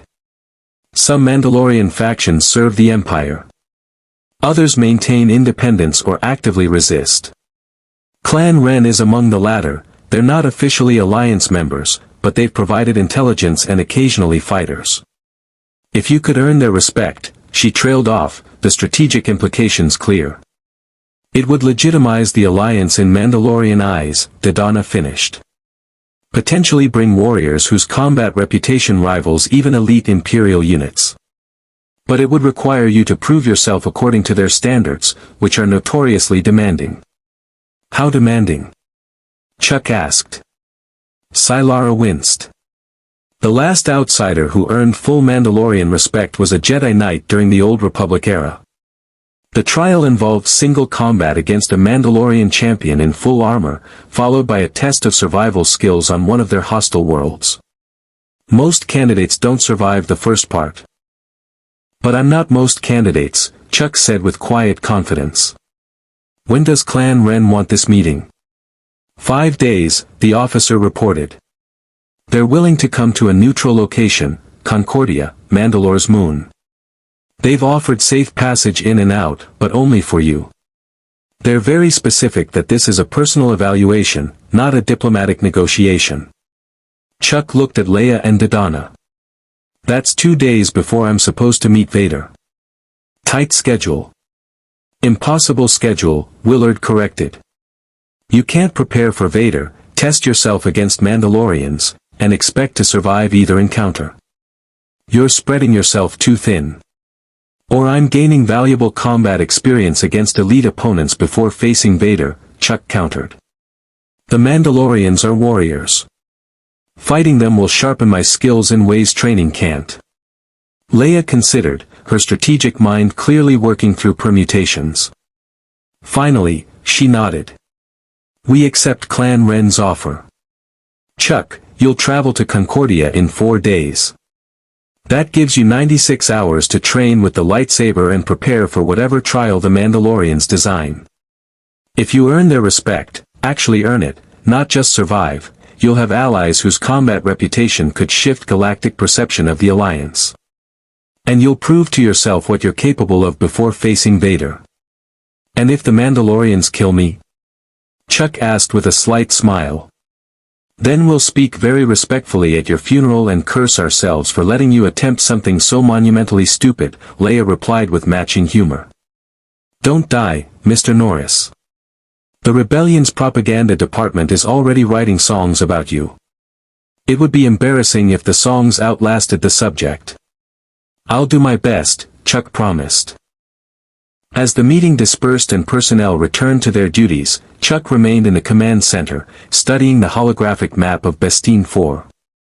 Somewhere on that world, in 7 days, he would face Darth Vader, the galaxy's most feared warrior, the man who had destroyed the Jedi Order, the Emperor's enforcer who had never known defeat. Chuck Norris had faced impossible odds before. He'd fought opponents who were faster, stronger, better trained. He was still here because he'd never accepted that impossible meant unbeatable. It just meant difficult. And difficult was something he'd been handling his entire life. The Force rippled around him, responding to his determination, and somewhere far across the galaxy, Darth Vader paused in his meditation. The anomaly's presence had shifted, not in location, but in quality. Where before it had been raw and undefined, now it carried purpose. Intent. The kind of focused determination Vader recognized from his own past, before the darkness had consumed everything. The Dark Lord smiled beneath his mask. Good. The hunt would be worthy after all. In 72 hours, Chuck would face the Mandalorians. In 7 days, he would face Vader. Between now and then, he would train harder than he'd trained in decades, pushing his body and his growing Force connection to their absolute limits. The galaxy was about to learn what happened when an immovable object prepared to meet an unstoppable force. The Mandalorian transport ship Kyartsat descended through Concordia's thin atmosphere with the aggressive precision characteristic of warrior culture engineering. Chuck stood in the passenger bay, watching through the viewport as the moon's scarred surface resolved into detail, mining installations long abandoned, crater fields from ancient bombardments, and a single fortified compound that looked more like a gladiatorial arena than a diplomatic facility. Beside him, Sylara checked her equipment with nervous energy. I still think you should have brought backup. The Mandalorians respect strength, but they also respect tactical intelligence. Walking in alone was their condition, Chuck reminded her. They want to evaluate me, not the Alliance. Bringing an armed escort would insult them. Insulting them is preferable to dying because you were too proud to stack the odds in your favor. Chuck smiled slightly. I've spent the last 4 days training with every combat specialist the rebellion has. I've practiced lightsaber forms until my arms felt like lead. I've meditated with the Force until I could feel individual life signatures across the base. And most importantly, I've studied everything Alliance intelligence has on Mandalorian combat philosophy. He tapped his temple. I'm as ready as 4 days allows. The 4 days had been intensive in ways that made his normal training regimen look leisurely. General Dodonna had assigned a rotation of instructors, former Republic commandos who taught small unit tactics, a Duros martial artist who specialized in zero-gravity combat, and surprisingly, a soft-spoken Ithorian who claimed to have studied Jedi meditation techniques before Order 66. Each had contributed pieces to Chuck's rapidly expanding tactical vocabulary. But the most valuable training had come from Sylara herself. As someone who trained briefly with a Jedi Knight before the Empire's rise, she understood Force theory in ways that helped Chuck conceptualize what he'd been doing instinctively. The Force wasn't just power to be wielded, it was a current to be navigated, a connection to be respected, a tool that responded to intent as much as technique. You're treating this like a sport, Sylara had said during one meditation session, watching Chuck struggle to maintain focus. Discipline, technique, mastery through repetition. That works for martial arts, but the Force requires surrender as much as control. You have to let it flow through you, not force it to obey. That sounds like a recipe for losing control, Chuck had replied. It would be, for most people. But you have something most force sensitives don't, absolute clarity of purpose. You know exactly who you are and what you stand for. That moral certainty acts as an anchor. The force can flow through you without changing your fundamental nature because your nature is already so firmly established.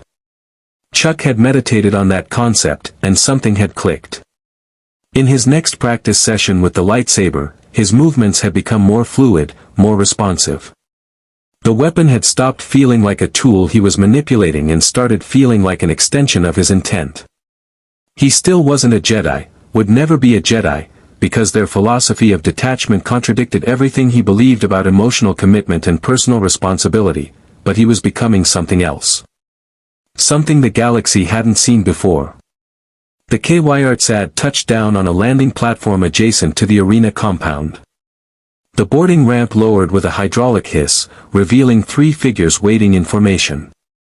All 3 wore full Mandalorian armor, the legendary Beskar plates that could withstand lightsaber strikes and blaster fire. Their helmets were distinctive. The center figure wore armor painted in gold and crimson with a stylized owl emblem on the shoulder, while the flanking warriors bore more utilitarian gray and green color schemes. Chuck descended the ramp, his boots ringing on durasteel. He wore simple combat fatigues, no armor, no visible weapons except the blue lightsaber clipped to his belt. The 8th brother's red saber remained aboard the ship. Sylara had advised that displaying a weapon taken from a defeated enemy was Mandalorian tradition, but arriving with only one lightsaber suggested confidence rather than aggression.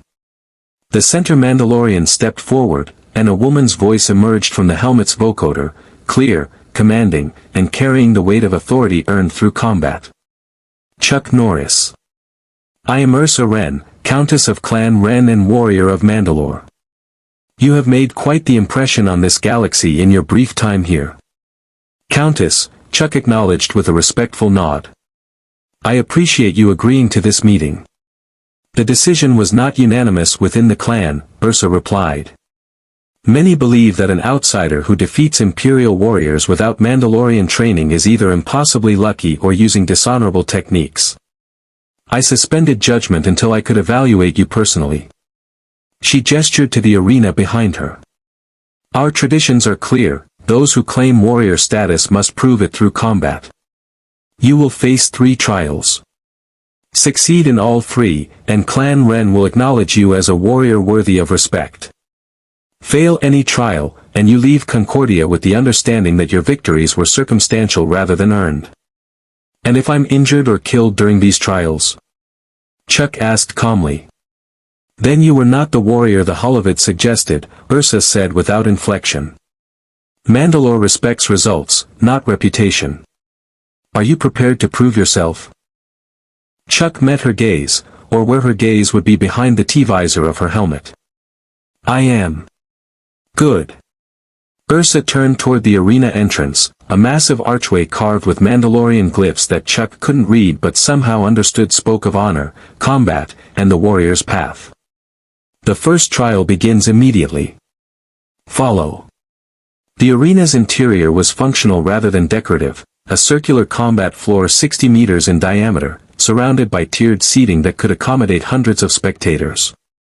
Today, the seats held perhaps 50 Mandalorians, all in full armor, all watching with the silent intensity of warriors evaluating a potential peer or rival. Trial 1, Ursa announced, her voice amplified by the arena's acoustics. Combat readiness and adaptability. You will face an opponent in close-quarters battle. No weapons. No armor. Pure skill against skill. Victory is achieved through submission, unconsciousness, or death. She paused. We prefer to avoid death, skilled warriors are valuable, and pointless killing diminishes both victor and vanquished. But in combat, accidents happen. Acknowledge the risk. I acknowledge it, Chuck said. From the opposite entrance, another Mandalorian entered. This one was massive, easily 2 meters tall, built like a fortress, his armor painted in deep purple with silver trim. Unlike the others, he removed his helmet as he approached the arena's center, revealing a scarred face with cybernetic implants along the jaw and one eye replaced with a mechanical analog. His expression promised violence. "This is Como Fett," Ursa said. "Not of the famous Fett lineage, but no less formidable. He has fought in 300 documented battles, trained 20 warriors who went on to clan leadership positions, and never lost a hand-to-hand engagement. He volunteered to test you." Como cracked his knuckles, the sound echoing through the arena. "Remove your weapon," he said, his voice a low rumble. "Or keep it. Won't matter. No off-worlder without Beskar will last 30 seconds against proper Mandalorian combat technique." Chuck unclipped the lightsaber and walked to the arena's edge, placing it carefully on the ground. When he returned to the center, Como was already in a combat stance, low center of gravity, hands raised in a guard that protected vitals while maintaining offensive options. The stance was efficient, suggesting grappling expertise combined with striking power. "When you're ready," Chuck said simply. Como attacked. The Mandalorian closed the distance in 2 explosive steps and launched a combination that would have overwhelmed most opponents, a feint high, a real strike low, then a grab designed to control Chuck's center mass and drive him to the ground where superior strength would dominate. It was textbook Mandalorian combat, aggressive, decisive, and brutally effective. Chuck had seen the combination coming before Como moved. Not through precognition, though the force hummed with awareness, but through the same body language reading that had served him for decades. Como telegraphed his intent through weight distribution, muscle tension, and the micro-expressions that preceded committed action. Chuck sidestepped the feint, dropped below the real strike, and as Como's hands reached for the grab, Chuck's elbow connected with the Mandalorian's solar plexus, not a killing blow, but delivered with enough precision to disrupt breathing and create a moment of vulnerability. Como stumbled, more surprised than injured. His cybernetic eye whirred as it refocused. "Fast. Let's see how you handle sustained pressure." What followed was a demonstration of the principle that size and strength matter less than timing and technique. Como was stronger, heavier, and armored even without his helmet. But Chuck had spent 40 years learning to defeat opponents who had every physical advantage. He flowed around Como's attacks, deflected strikes at angles that used minimal energy, and countered with precision strikes to nerve clusters, joint weaknesses, and the gaps in Mandalorian armor design that existed even in Beskar plate. The arena watched in absolute silence. This wasn't the flashy combat of holodramas. This was efficiency, each movement economical, each strike purposeful, each defense calculated to conserve energy while depleting the opponents. 3 minutes into the engagement, Como was breathing hard, sweat pouring down his scarred face. Chuck's breathing remained steady, controlled. The Mandalorian realized with growing frustration that he wasn't being defeated by superior strength or exotic powers, he was being systematically dismantled by someone who simply understood combat at a deeper level. Como roared and committed to a bull rush, abandoning technique for raw aggression. It was a mistake. Chuck dropped into a low stance, caught one of Como's legs mid-stride, and used the Mandalorian's momentum to execute a throw that should have been impossible given the size difference. Como actually flew, through the air and landed hard on his back, the impact driving air from his lungs. Chuck was on him instantly, one knee on Como's chest, hand positioned to strike the Mandalorian's throat. "Yield," Chuck said quietly. Como stared up at him, cybernetic eye still whirring, organic eye wide with something between shock and respect. Then he laughed, a genuine, booming sound. "I yield. Force preserve me, I yield." He looked past Chuck to where Ursa stood. "Countess, this one's the real thing. I haven't been handled that thoroughly since my training days with the Q-Eval Dar." Chuck stood and offered his hand. After a moment's hesitation, Como accepted it, allowing Chuck to help him to his feet. The Mandalorian clapped Chuck on the shoulder hard enough to stagger a normal person. "You fight like someone who's been in more battles than he's had hot meals. Where did you learn to move like that?" "Earth," Chuck said. "A planet far from here." Different galaxy, different rules, but combat principles are universal. Earth, Como repeated, testing the unfamiliar word. Never heard of it. But if they teach fighting like this, I'd like to visit someday. Ursa descended from the observation platform, her posture radiating approval despite the armor obscuring body language. Trial 1, passed. You have demonstrated combat proficiency without reliance on equipment or force abilities. Como's assessment is accurate, you fight with the instincts of a career warrior. She paused. However, hand-to-hand combat is only one aspect of Mandalorian martial culture. Trial 2 will test your adaptability to unfamiliar weapons and tactical thinking under pressure. Follow. The arena's floor split open, sections retracting to reveal a lower level, an obstacle course that looked like it had been designed by someone who believed training should be indistinguishable from combat. Platforms at varying heights, moving barriers, automated turrets, marked with non-lethal training indicators, and at the far end, a target dummy wearing stormtrooper armor. Trial 2, Ursa announced. You will navigate this course while under fire from training weapons. The objective is to reach the target dummy and eliminate it using any of the weapons scattered throughout the course. You have 5 minutes. Failing to reach the target or sustaining 3 hits from the automated defenses results in failure. She gestured to a weapons rack near the course entrance. You may choose one weapon to start. Choose wisely. Chuck examined the rack. Blaster pistols, rifles, vibroblades, even a biscad, the traditional Mandalorian saber. Each weapon represented a different tactical approach. The blasters offered range but required ammunition management. The vibroblades demanded close engagement but were reliable. The biscad was honor-bound traditional but unfamiliar. He chose the biscad. Ursa's helmet tilted slightly, surprise, perhaps, or approval. An interesting choice. Most outsiders favor blasters. The biscad requires understanding of edge alignment, proper grip, and respect for the weapon's heritage. Can you even use one? I can use anything with an edge, Chuck replied. The biscad's weight was different from Earth swords, more forward balanced, designed for powerful slashing strikes rather than thrusting. But the principles were transferable. When do I start? Now. The automated turrets activated with a mechanical whine. Chuck moved.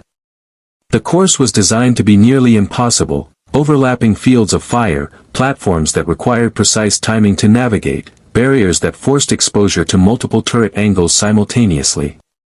A normal approach would result in immediate failure. Chuck didn't use a normal approach. He used the Force. Not consciously channeling it in the way a Jedi might, but allowing his awareness to expand, to feel the rhythm of the turret's tracking systems, to sense the timing of the moving platforms before they moved. He flowed through the course like water finding paths through stone, sometimes visible, sometimes using cover, always 3 moves ahead of where the defenses expected him to be. The biscad sang in his hands as he deflected training bolts, not with the precision of a lightsaber wielder, but with the practical efficiency of someone who understood angles and momentum. One bolt deflected into a turret sensor package, disabling it. Another was redirected into a moving platform's hydraulics, creating a new path through the course. 2 minutes into the trial, Chuck reached the target dummy. The biscad swept in a perfect arc, and the dummy's head separated from its shoulders, the cut so clean the cauterization was minimal. Chuck stood in the arena's silence, not even breathing hard, the biscad held in a relaxed guard position. The Mandalorians in the stands erupted, not in cheers, but in the rhythmic pounding of gauntlet fists against armor, the traditional Mandalorian expression of respect for a warrior's performance. Ursa approached, and for the first time, Chuck detected genuine warmth in her vocoder-filtered voice. Trial 2, passed. More than passed. That was remarkable. You used the Force, but not as a Jedi would. More instinctive. More integrated with physical technique. The Force and I have an understanding, Chuck said, offering the biscad hilt first to Ursa. It helps when I need it. I don't abuse the privilege. Ursa accepted the weapon, examining the blade. No damage. Proper edge alignment throughout. You weren't exaggerating about edge weapon proficiency. She maglocked the biscad to her belt. There is one trial remaining.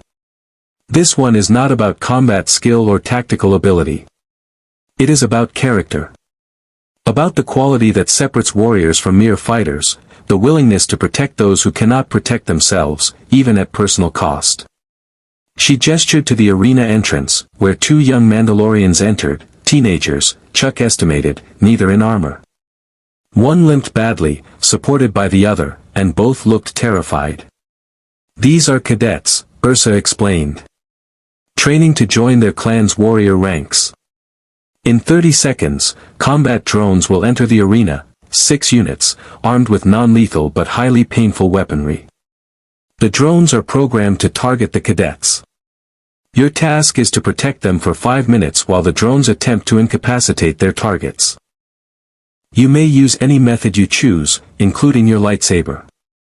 And if the cadets are hit? Chuck asked. They experience considerable pain and fail their own trial, which they must retake next year. More importantly, you fail Trial 3, because a Mandalorian warrior's highest obligation is protecting those under their care. We do not abandon the weak. We make them strong, and until they are strong, we shield them. Can you embrace that philosophy? Chuck looked at the two teenagers, saw their fear and determination mixed together, and made his decision instantly. Yes. Then prepare yourself. The drones deploy in 15 seconds. Chuck moved to position himself between the cadets and the arena entrances. He activated his lightsaber, the blue blade humming to life. Stay behind me, he told the teenagers in the calmest voice he could manage. Don't run. Don't panic. I'll handle this. The injured cadet, a girl with fierce eyes despite her fear, met his gaze. Are you really him? The one from Tatooine who beat the Inquisitor? I'm really him. Then we'll be okay, she said with absolute certainty. The combat drones entered from 6 different directions, sleek, hovering units with weapon pods that tracked with mechanical precision. They identified their targets instantly and opened fire. What followed was 5 minutes of the most challenging defensive combat Chuck had experienced since arriving in this galaxy. The drones were intelligent, coordinating their attacks to create crossfires, using suppressing fire to force movement, and constantly repositioning to attack from unexpected angles. Chuck couldn't go on offense without leaving the cadets exposed, so he anchored himself in defensive position and became an immovable obstacle. His lightsaber became a shield of blue light, deflecting bolt after bolt with precision that grew sharper as the trial progressed. The Force guided his movements, but more than that, his decades of experience reading attack patterns and predicting opponent behavior transformed the chaos into manageable challenges. When one drone tried to flank, Chuck's force push sent it careening into a wall. When 2 drones coordinated a pincer attack, he deflected both streams of fire back at their sources, disabling them. The cadets huddled behind him, occasionally gasping when a bolt came close, but Chuck never let a single shot through his defense. By the 3-minute mark, 4 drones were destroyed or disabled. The remaining 2 recognized they were overmatched and attempted a desperate simultaneous assault from opposite directions. Chuck's lightsaber spun in a defensive kata that shouldn't have been possible for someone with 4 days of training, deflecting one drone's fire while his free hand gestured sharply, a force pull that dragged the second drone directly into his blade. The saber bisected the machine, and Chuck pivoted to finish the final drone with a precise strike to its power core. Silence. Then the Mandalorians in the stands erupted again, not just fist-pounding this time, but actual cheers, shouts in Mandoe that Chuck didn't understand but recognized as expressions of profound respect. Ursa approached slowly, removed her helmet, and revealed a woman in her 40s with short dark hair, intelligent eyes, and a face that had seen too many battles to be anything but honest. Trial 3, passed. Chuck Norris, you have proven yourself according to Mandalorian standards. You fight with skill, think with tactical clarity, and protect those under your care without hesitation. Clan Ren acknowledges you as a warrior. She extended her hand, and Chuck shook it. Warrior to warrior, equals in the only metric that mattered to Mandalorians.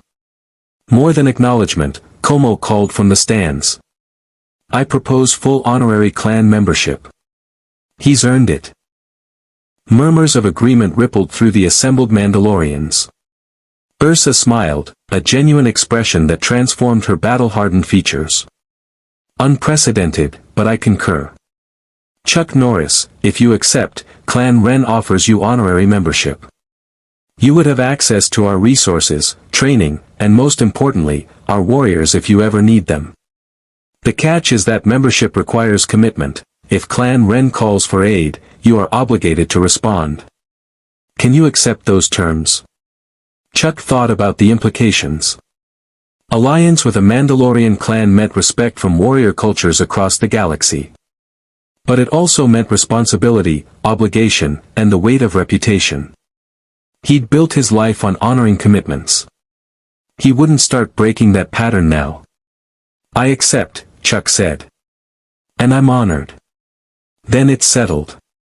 Ursa placed her hand on Chuck's shoulder, the Mandalorian gesture of trust and respect.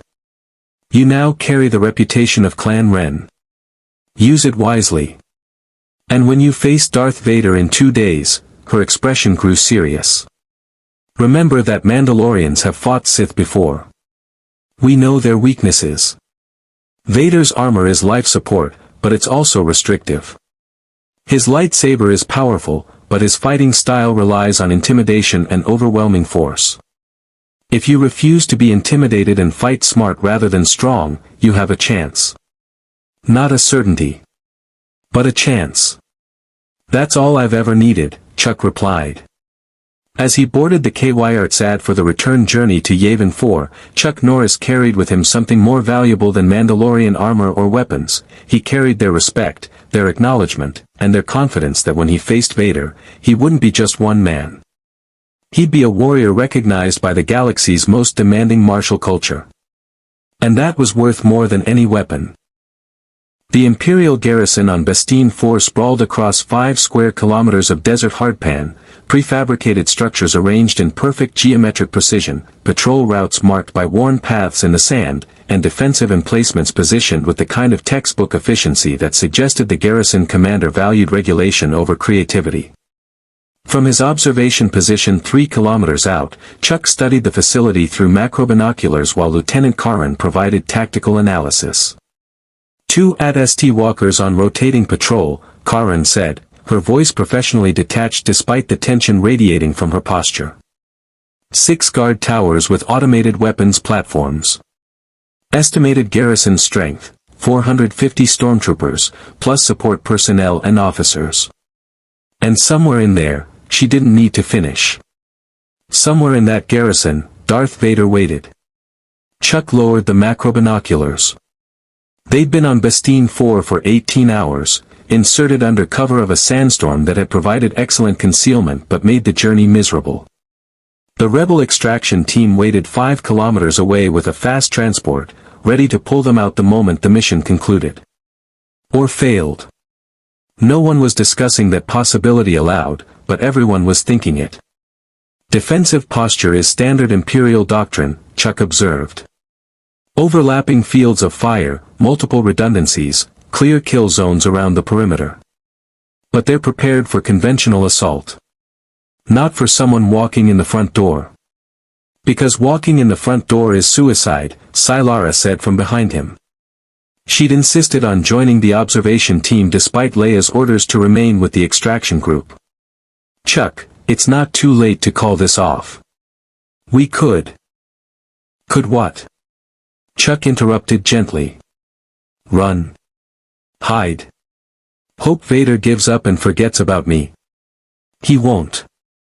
And every day I avoid this confrontation, more rebels die because the Empire is hunting for me. This ends today, one way or another. Sylara was silent for a moment. Then, you've changed. 4 days ago, you were a martial artist in the wrong galaxy.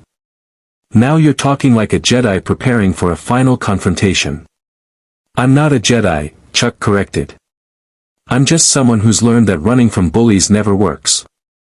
Eventually, you have to stand and fight, or you live your entire life afraid. I chose a long time ago not to be afraid. He checked his equipment one final time. The blue lightsaber hung from his belt, its presence now familiar, not comfortable, exactly, but integrated into his awareness the way any tool became after sufficient practice. He'd left the Eighth Brother's red lightsaber aboard the extraction ship. One weapon was statement enough. Two would suggest uncertainty about which to use. What's the plan? Lieutenant Karan asked. You walk in, announce yourself, and hope Vader honors the duel convention. He's Sith. They're not known for fair play. The plan, Chuck said, is to force Vader into a situation where honor matters more than victory. Mandalorians taught me something over the past few days. Warriors with reputation to protect make predictable choices. Vader has spent years building his image as the Empire's ultimate enforcer. If I challenge that image publicly, he'll have to respond according to the code he's established. Anything less makes him look weak. You're gambling your life on Sith honor, Sylara said flatly. That's insane. Probably, Chuck admitted. But I've been called insane before, and I'm still here. Besides, honor isn't really what I'm counting on. I'm counting on pride. Vader believes he's invincible. I'm going to prove him wrong or die trying. Either way, the galaxy learns something valuable, that the Empire's greatest weapon can be challenged. He stood, brushing sand from his fatigues. The twin sons of the Tattoo system, Tattoo I and Tattoo II, were climbing toward zenith, painting the desert in shades of gold and amber. It would be hot. Good. Chuck had grown up training in heat. Vader's armor was life support and temperature regulation. Advantage, Chuck. Give me 2 hours, Chuck said. If I'm not at the extraction point by then, leave without me. Not happening, Lieutenant Karan replied immediately. Princess Leia's orders were explicit, we extract you or we confirm your death. No middle ground. Chuck smiled slightly. Then I guess I better make sure you extract me alive. Sylara, he turned to the Twi'lek woman who'd become something like a friend over the past week. Thank you. For the training, the guidance, and the faith. If I don't make it back, tell General Dodonna and Princess Leia that it was an honor fighting alongside the rebellion. Sylara's head-tails twitched with emotion. When you make it back, not if, when, you're going to teach me that throw you used on Como. Deal. Deal. Chuck walked toward the garrison, his pace steady and unhurried. The desert stretched before him, empty, hostile, beautiful in its stark simplicity. This felt right somehow. He'd spent his life walking into dangerous situations with nothing but skill and determination. That this particular situation involved lightsabers and Sith Lords was just a matter of scale, not principle. The garrison's perimeter sensors detected him at 1 kilometer. Automated defense platforms tracked his approach but didn't fire. A single unarmed individual wasn't trigger-worthy according to their programming. At 500 meters, stormtroopers emerged from the main gate, forming a defensive line with weapons raised. Halt! The lead trooper's voice was amplified by helmet speakers. Identify yourself and state your business. This is a restricted Imperial military installation. Chuck stopped 10 meters from the stormtrooper line. My name is Chuck Norris. I'm here to see Darth Vader. He's expecting me. The stormtroopers exchanged glances, confusion visible even through their helmets. The lead trooper activated his comlink. Command, we have an individual at the south gate claiming to be Chuck Norris. He says Lord Vader is expecting him. Requesting instructions. There was a pause. Then a different voice came through the trooper's external speaker, cold, mechanical, and carrying absolute authority. Bring him to me. Unharmed. Immediately. The stormtroopers parted, creating a corridor. The lead trooper gestured with his rifle. This way. Lord Vader will see you in the command center. Chuck walked through the garrison, flanked by stormtroopers who maintained weapons-ready postures but seemed uncertain whether they were escorting a prisoner or a guest. Personnel stopped to stare, technicians, officers, more stormtroopers emerging from barracks to witness the phenomenon of someone voluntarily walking into Darth Vader's presence. The command center occupied the garrison's central structure, a two-story building with communications arrays bristling from the roof and defensive hardpoints at every corner. The interior was sterile imperial aesthetic, gray walls, harsh lighting, control stations manned by tense operators who looked like they'd rather be anywhere else. And in the center of the room, waiting with the patience of someone who always got what he wanted eventually, stood Darth Vader. He was taller than Chuck expected, over 2 meters in his armor, his presence dominating the room not through physical size alone but through the sheer weight of power and menace he radiated. His armor was black as void, polished to reflective gleam, and his helmet's angular features gave him the aspect of a skull made mechanical. The cape draped from his shoulders added dramatic flair that would have been comical on anyone else but on Vader simply reinforced the image of death incarnate. When he spoke, his mechanical voice filled the room like thunder contained in metal. So. The anomaly walks willingly into my presence. Either you are the bravest fool in the galaxy, or you understand what I offer. Chuck met Vader's gaze, or the dark lenses behind which eyes might or might not exist. You offered a choice, serve or die. I'm here for option 3. There is no option 3. There is now. I challenge you, Darth Vader. Single combat, no interference, winner takes all. If you defeat me, you can tell the Emperor you eliminated a threat. If I win, the Empire leaves the rebels alone and stops hunting Force sensitives who want no part of your war. The command center fell absolutely silent. Every officer, every technician, every stormtrooper froze in shock at hearing someone challenge the Dark Lord of the Sith so casually. It was like watching someone challenge a force of nature to a fistfight. Vader's breathing filled the silence, mechanical, rhythmic, inexorable. Then he laughed. It was a terrible sound, devoid of humor, full of dark amusement at something only he found funny. You believe you can defeat me? A man with a week of lightsaber training against the greatest warrior the galaxy has ever known. Your confidence is admirable. Your ignorance is terminal. Then it should be an easy fight for you, Chuck replied calmly. Unless you're afraid of what happens if I'm not as ignorant as you think. Vader's hand clenched into a fist. The force rippled with dark energy, and Chuck felt pressure building around his throat, the beginning of the force choke technique that had killed so many of Vader's victims. But Chuck had felt this before, with the eighth brother. He knew what it felt like, how it built, where it tried to grip. He refused it.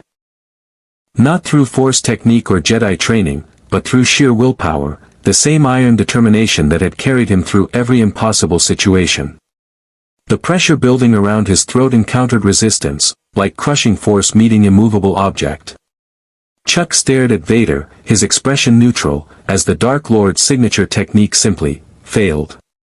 Vader's fist opened in surprise. Impossible. No one resists the force through will alone. Not without training. Not without fear. Chuck interrupted. That's your problem, Vader. You rely on fear so much that when you meet someone who isn't afraid, you don't know how to fight them. So let's find out. You and me, outside, single combat. Prove to everyone watching that you're the warrior you claim to be. Or refuse and prove you're just a bully who only fights when the odds are stacked. The command center's atmosphere was electric. Officers held their breath. Stormtroopers stood frozen. Everyone present understood they were witnessing something unprecedented, someone challenging Darth Vader and living long enough to complete the sentence. Vader studied Chuck through his mask's lenses. The force swirled around him, probing, analyzing, trying to understand this anomaly that defied every expectation. What he found intrigued him, raw power, yes, but channeled through absolute moral certainty. No doubt. No hesitation. No shadow of fear to exploit. Very well, Vader said finally. I accept your challenge. We will duel outside, where the Empire's forces can witness your defeat. And when you fall, not if, when, the galaxy will learn that challenging the Empire's might brings only death. He turned to the garrison commander, a nervous-looking captain who'd been trying to make himself invisible. Clear a combat zone. 100 meters diameter. No one interferes under penalty of death. Transmit the duel on all Imperial frequencies. Let the galaxy watch. My lord, the captain stammered, is that wise? If the rebels see their champion broken, it will demoralize them more effectively than a dozen military victories, Vader interrupted. Broadcast the duel. That is an order. 10 minutes later, Chuck and Vader faced each other across a circle of sand that had been cleared of equipment and personnel. Stormtroopers formed a perimeter, weapons ready to stop any interference but orders explicitly forbidding them from aiding their master. Hovering holocameras captured every angle, broadcasting to Imperial channels across the sector. And 5 kilometers away, in the rebel extraction ship, Sylara, Lieutenant Karan, and 24 rebel commandos watched a small holoscreen with expressions ranging from hope to horror. He's really doing it, Sylara whispered. He's really fighting Vader. Of course he is, Karan replied, though her voice was tight. Chuck Norris doesn't bluff. Never has. In the dueling circle, Vader activated his lightsaber, a crimson blade that seemed to drink the light around it, pulsing with dark energy that made the air itself feel colder. Last chance to surrender. Kneel before the Empire's mercy, and your death will be swift. Chuck activated his blue lightsaber in response. The blade hummed with clean energy, a stark contrast to Vader's corruption. I don't kneel to tyrants. Let's do this. Vader moved first. He was fast, impossibly fast for someone in full armor, the Force enhancing his speed beyond human capability. His crimson blade came down in a powerful overhead strike designed to cleave Chuck from skull to pelvis, the kind of opening move that established dominance through overwhelming power. Chuck's blue blade met the red in a clash of light and energy that sent sparks cascading across the sand. The impact would have driven most opponents to their knees. Chuck held firm, his stance absorbing the force through proper body mechanics honed by decades of martial training. Vader pressed the attack, his lightsaber technique drawing from Form V, Gem So, the form of power and counterattack. Each strike carried bone-crushing force, designed to batter through defenses through sheer strength. Against Jedi trained in classical forms, it was devastating. Chuck had never seen classical forms. He defended based on principles that transcended style, distance management, angle exploitation, and the understanding that every powerful attack left momentary vulnerabilities. He gave ground when necessary, held position when advantageous, and used Vader's own momentum against him in ways that subtly disrupted the Dark Lord's rhythm. You fight like no Jedi I've encountered, Vader observed, his mechanical voice showing the first hint of genuine interest rather than contempt. Self-taught? Instinctive? Or trained in disciplines I don't recognize? All three, Chuck replied, deflecting a strike aimed at his midsection. I don't limit myself to one philosophy when fighting for my life. Vader accelerated his assault, abandoning measured technique for aggressive fury. His blade became a whirlwind of crimson death, each strike powerful enough to shear through durasteel. The sand around them kicked up in clouds from the shock waves of blade impacts, and the air temperature rose from the plasma energy being unleashed. Chuck met the fury with calm. He'd faced aggressive opponents before, fighters who believed overwhelming offense was the path to victory. The key was patience. Wait for the moment when aggression became overextension, then exploit it. The moment came when Vader committed to a horizontal slash with his full weight behind it. Chuck dropped under the blade, actually dropped flat to the sand, and swept Vader's lead leg with a kick that used the force without conscious thought. The Dark Lord's armor-weighted body stumbled, his balance disrupted for a fraction of a second. Chuck's lightsaber struck upward, aimed at the gap between Vader's chest plate and helmet. The blade was stopped by Vader's hand. Not his gloved hand catching the hilt, his hand catching the plasma blade itself. The force surged around Vader like a physical barrier, creating a shield that deflected the lightsaber strike away from his vulnerable neck. It was a technique Chuck had never seen, and it bought Vader the split second he needed to recover his stance.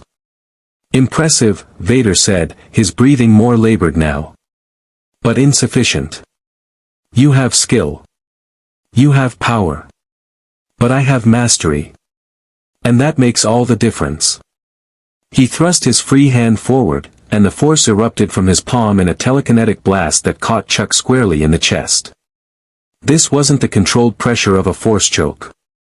This was raw kinetic energy, and it sent Chuck flying backward 10 meters, his body carving a trench through the sand before he rolled to absorb the impact. Chuck rose on shaking legs, tasting blood. Vader hadn't killed him with that blast, but he'd proven the power gap was real. In a pure force contest, Vader had decades of dark side mastery. Chuck had a week of instinctive channeling. That wasn't enough. Good thing Chuck had never relied solely on one method of fighting.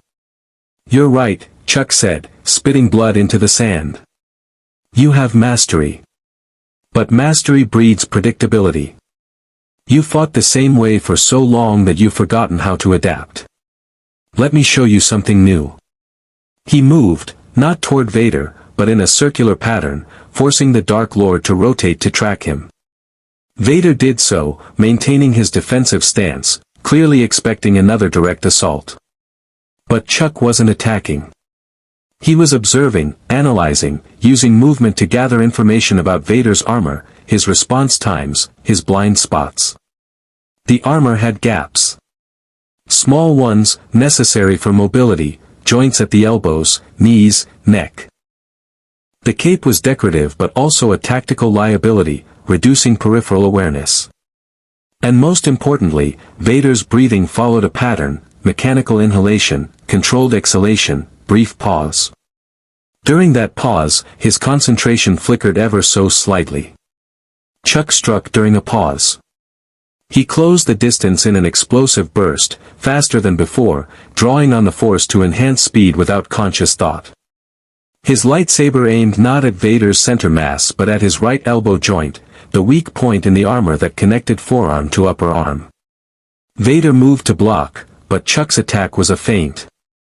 His real target was Vader's left knee, and his boot connected with precisely calculated force against the joint. Vader's leg buckled, not collapsed, but weakened enough to disrupt his stance. Chuck's lightsaber came around in a tight arc, and this time Vader's force shield wasn't in position. The blue blade scored across Vader's chest plate, not penetrating but leaving a glowing scar across the black armor. First blood. Or first damage, at least. The watching stormtroopers murmured in shock. Their commander, the invincible Dark Lord, had been struck. Wounded. The impossible had become possible. Vader staggered back, and Chuck felt the Dark Lord's rage building like a storm. The force darkened, twisted, became suffocating in its malevolence. "You dare. You dare strike me. I am Vader. I am the Empire's wrath. I am." "Afraid," Chuck interrupted. "I can feel it. You're afraid because for the first time in years, you're in a fight where victory isn't guaranteed. That scares you more than death ever could." The truth of those words hit Vader like a physical blow. Through the force, through the dark side anger he channeled like a weapon, he felt something he'd buried since becoming the Emperor's enforcer: uncertainty. This outsider, this anomaly with no Jedi training and impossible confidence, had breached his defenses and marked his armor. Had made him look fallible. The rage exploded. Vader raised both hands, and the force descended upon the battlefield like the wrath of a dark god. Sand lifted into the air, forming a cyclone. Debris, equipment, even stormtroopers on the perimeter were pulled toward the center where Vader stood as the epicenter of destruction. His lightsaber spun through the air, controlled by telekinesis, becoming a weapon that attacked from impossible angles while Vader's hands directed crushing telekinetic pressure from multiple directions. Chuck was surrounded by death. The spinning lightsaber carved through the air from his left. Telekinetic force tried to crush him from his right. Sand and debris formed a blinding storm that obscured vision. And through it all, Vader advanced, his mechanical breathing now a roar of fury rather than rhythmic control. This was the power that had destroyed the Jedi Order. This was the enforcer who had never known defeat. This was Darth Vader unleashed. And Chuck Norris, martial artist from Earth, refused to surrender. Chuck's survival instinct, honed through decades of reading opponents and predicting danger, merged completely with the Force's warning system. He didn't think. He reacted. The spinning red lightsaber carved toward his head, and he dropped flat, feeling the plasma blade's heat singe his hair as it passed millimeters overhead. Telekinetic pressure tried to crush his ribs from the right, and he rolled left, the invisible force cratering the sand where he'd been. But dodging wasn't enough. Vader's storm was all-encompassing, attacking from every angle simultaneously. Chuck couldn't evade forever. He needed to counter. To disrupt. To do something Vader wouldn't expect. He stopped moving. In the middle of the cyclone, surrounded by death from all directions, Chuck Norris planted his feet and centered himself. He'd spent 4 days learning to feel the Force, to let it flow through him rather than forcing it to obey. Now he trusted that training completely. He closed his eyes, eliminating the visual chaos, and felt. The Force was everywhere. In the sand particles spinning through the air. In Vader's mechanical breathing.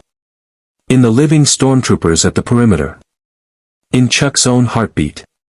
It connected everything, and if Chuck couldn't overpower Vader's dark side mastery, maybe he could redirect it. Vader's telekinetic assault came like a hammer, invisible, crushing, meant to pulverize organs and shatter bones. Chuck met it not with resistance but with acceptance. He took the force of the attack and channeled it through his body, through his stance, into the ground beneath his feet. The impact was still devastating, ribs cracked, muscles tore, but instead of being pulverized, Chuck became a conduit, redirecting Vader's power into the desert floor. The ground exploded. A shockwave erupted from Chuck's position, scattering sand in all directions, disrupting Vader's carefully controlled cyclone. The spinning lightsaber faltered in its orbit, and for a split second, Vader's concentration broke as he processed what just happened. Chuck's eyes snapped open. He called his lightsaber to his hand, an instinctive force pull that he didn't consciously understand but executed perfectly, and launched himself at Vader while the Dark Lord was off balance. This wasn't Jedi technique. This wasn't even proper lightsaber form. This was street fighting elevated to cosmic scale, brutal, efficient, and completely unpredictable. Chuck's blue blade struck high, forcing Vader to block. His boot struck low, targeting the same knee joint he'd weakened earlier. Vader stumbled, and Chuck pressed the advantage with a combination that mixed martial arts strikes with lightsaber attacks in a style that had no name because it had never existed before. Vader's armor took most of the damage, Beskar-coated plates deflecting strikes that would have crippled unarmored opponents. But the joints, the gaps, the vulnerable points Chuck had identified, those took punishment. An elbow strike to the breathing apparatus. A lightsaber thrust toward the chest plate's damaged section. A sweeping kick that targeted ankle stabilizers. The Dark Lord of the Sith was being systematically dismantled by techniques that shouldn't work against someone of his power.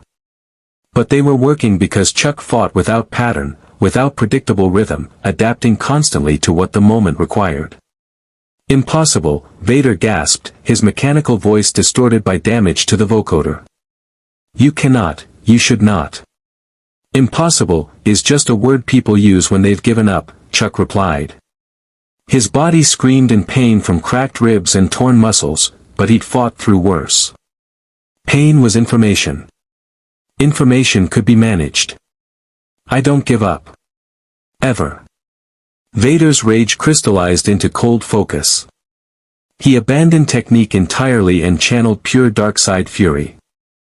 His lightsaber became a weapon of absolute destruction, each strike carrying enough power to cleave through blast doors. He accepted damage to land strikes, trading his armor's integrity for offensive opportunity.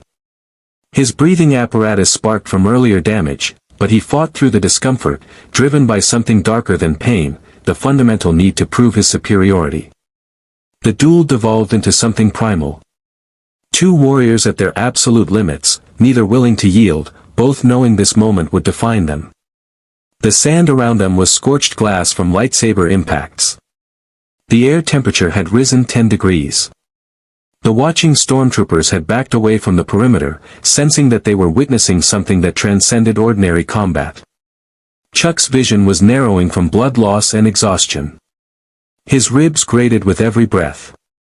His lightsaber arm was numb from blocking strikes that would have shattered normal bones. He was approaching the point where even his legendary conditioning couldn't sustain performance. He needed to end this. Vader knew it too. The Dark Lord could sense Chuck's physical deterioration through the Force. He just needed to outlast his opponent, weather the storm, and wait for inevitable collapse. His armor could be repaired. His injuries would heal. But once Chuck fell, the galaxy would learn that challenging Vader brought only death. They circled each other, both wounded, both exhausted, both waiting for the opening that would decide everything. Chuck found it first. Vader's breathing apparatus was damaged, creating an irregular rhythm. During the microsecond delay between inhale and exhale, Vader's force connection flickered, just barely, just enough. Chuck had been watching for it, waiting for it, and when it came, he moved with every ounce of speed and desperation his body could muster. His lightsaber didn't aim for Vader's body. It aimed for the hilt of Vader's lightsaber, the control emitter that stabilized the blade. Chuck's strike was perfect, guided by the Force and executed with precision that shouldn't be possible in his condition. The blue blade connected with the red hilt's critical component. Vader's lightsaber exploded. The Kyber crystal's containment failed catastrophically, releasing energy in a directional blast that caught both fighters. Chuck was thrown backward, his lightsaber knocked from his grip, his body tumbling across sand that had been scorched into glass. Vader was thrown in the opposite direction, his armor now bearing serious damage, chest plate cracked, left arm hanging useless, breathing apparatus emitting smoke and erratic sounds. For 10 seconds, neither warrior moved. The desert was silent except for wind and the distant alarmed beeping of medical droids being activated. Then Chuck stirred. Slowly, painfully, he pushed himself to his knees. Blood dripped from his nose, his ears, his mouth, internal damage from the explosion. His ribs were definitely broken. His vision kept trying to fade to black. But he was conscious. He was moving. He was alive. Across the scorched dueling ground, Vader also rose. The Dark Lord's movements were labored, mechanical joints protesting damage. His helmet was cracked along one side, revealing glimpses of pale scarred flesh beneath. His breathing was a tortured wheeze, the life support system struggling to compensate for battle damage. They faced each other across 20 meters of devastation, both barely able to stand, neither willing to concede defeat. Vader's voice was barely functional, the vocoder damaged beyond reliable operation. You destroyed my lightsaber. Damaged my armor. Made me bleed. There was something in his tone that Chuck couldn't quite identify, anger, yes, but also something else. Respect? Curiosity? No one has done this since I became Vader. Then maybe, Chuck said through split lips, his voice hoarse but steady, it's time you remembered what it felt like to be human. To face someone as an equal rather than a victim. To fight a battle where victory isn't guaranteed. Vader was silent for a long moment. Through his cracked helmet, Chuck could see one eye, yellow, burning with Sith corruption, but also showing something that might have been recognition. The recognition of one warrior seeing another, seeing someone who'd earned respect through combat. I could kill you, Vader said finally. I still have the force. I could crush you where you stand. You have no weapon. No defense. You could try, Chuck replied. But we both know what happens then. You win, but everyone watching knows you only won because you abandoned honor and killed an unarmed, wounded opponent. The Emperor gets his victory, but you lose your reputation. The galaxy sees that Darth Vader can't beat a single man in fair combat. Is that the legacy you want? The truth of those words hung in the air like an executioner's blade. The holocameras were still broadcasting.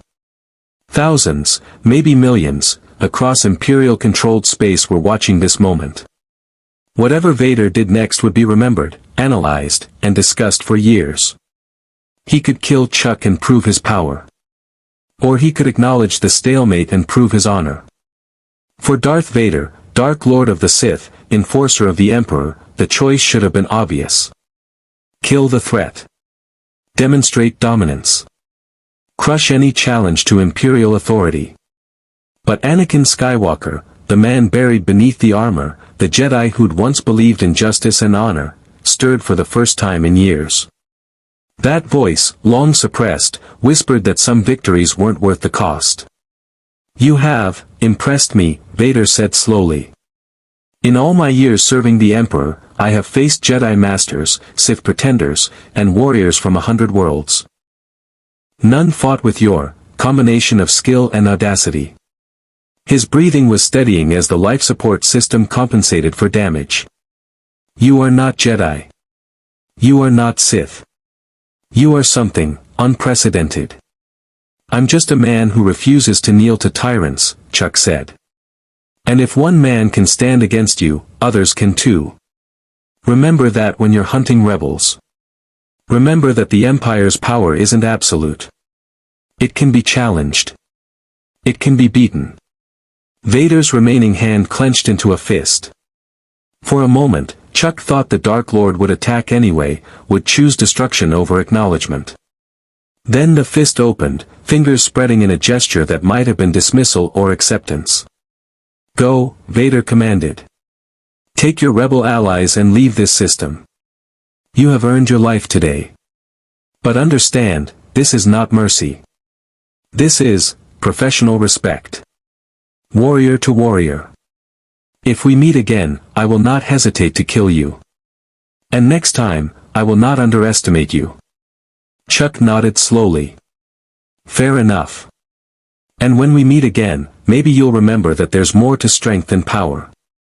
More to victory than domination. He turned his back on Darth Vader, an act of trust or insanity, depending on perspective, and walked toward the garrison perimeter. Every step was agony. His body was trying to shut down, to acknowledge that it had been pushed beyond reasonable limits. But Chuck had pushed beyond reasonable limits before. He'd learned long ago that the body could endure more than the mind believed possible. The stormtroopers parted to let him pass, weapons lowered, helmets tracking his movement with something that might have been awe. He'd fought their master to a standstill. He'd made Darth Vader bleed. In the rigid hierarchy of the Empire, that earned respect even from those who would kill him without hesitation if ordered. At the garrison's edge, three figures waited, Sylara, Lieutenant Karan, and Captain Merrick, their faces showing expressions ranging from shock to joy to disbelief. You're alive, Sylara breathed. Force preserve us, you're actually alive. Barely, Chuck admitted. But alive counts. Let's get out of here before Vader changes his mind. They half-carried him to the waiting transport, Merrick already firing up engines while Karan coordinated extraction protocols. As the ship lifted off, Chuck looked back one last time at the garrison. Darth Vader stood in the center of the dueling ground, a solitary figure surrounded by destruction, watching the transport depart with that cracked helmet tilted in contemplation. The transport jumped to hyperspace, leaving Bestine 4 and its garrison behind. In the cargo hold, rebel medics swarmed over Chuck, treating injuries that by all rights should have been fatal. Broken ribs, internal hemorrhaging, severe burns, concussion, the list went on. How are you even conscious? One medic demanded while administering pain suppressors. These injuries should have you in a coma. Stubborn, Chuck replied with a weak smile. Always been my defining trait. Princess Leia's voice came over the transport's comm system, transmitted from Yavin 4. Mr. Norris, General Dodonna and I watched the entire duel. The Empire broadcast it on all their channels before they could stop it. You realize what you've done? Survived? You've proven that Vader can be fought to a stalemate. That the Empire's ultimate weapon isn't invincible. Within hours, that holo-recording will be on every rebel network, every independent system, every corner of the galaxy where people dare to hope for freedom. You've given them that hope. You've shown them it's possible. Chuck closed his eyes, exhaustion finally overtaking adrenaline. Good. That's what I was trying to do. Rest, Leia commanded gently. You've earned it. When you wake up, the galaxy will be different. Not because the Empire has fallen, we're not there yet. But because people will know that one man stood against Vader and lived. That's worth more than a dozen military victories. As consciousness faded, Chuck's last thought was simple: he'd done what needed doing. He'd faced the impossible and proven it wasn't. Whatever came next, at least he'd shown that tyranny could be challenged. On Bastille 4, in the garrison's medical bay, Darth Vader underwent repairs to his damaged armor and life support systems. Imperial technicians worked with terrified efficiency, knowing that any mistake could result in death by force choke. But Vader wasn't thinking about his technicians. He was thinking about Chuck Norris, the anomaly, the outsider, the warrior who'd fought with skills that transcended training. Who'd faced the dark side's full fury and refused to break. For the first time in years, Vader felt something other than rage or cold satisfaction. He felt interest. Curiosity.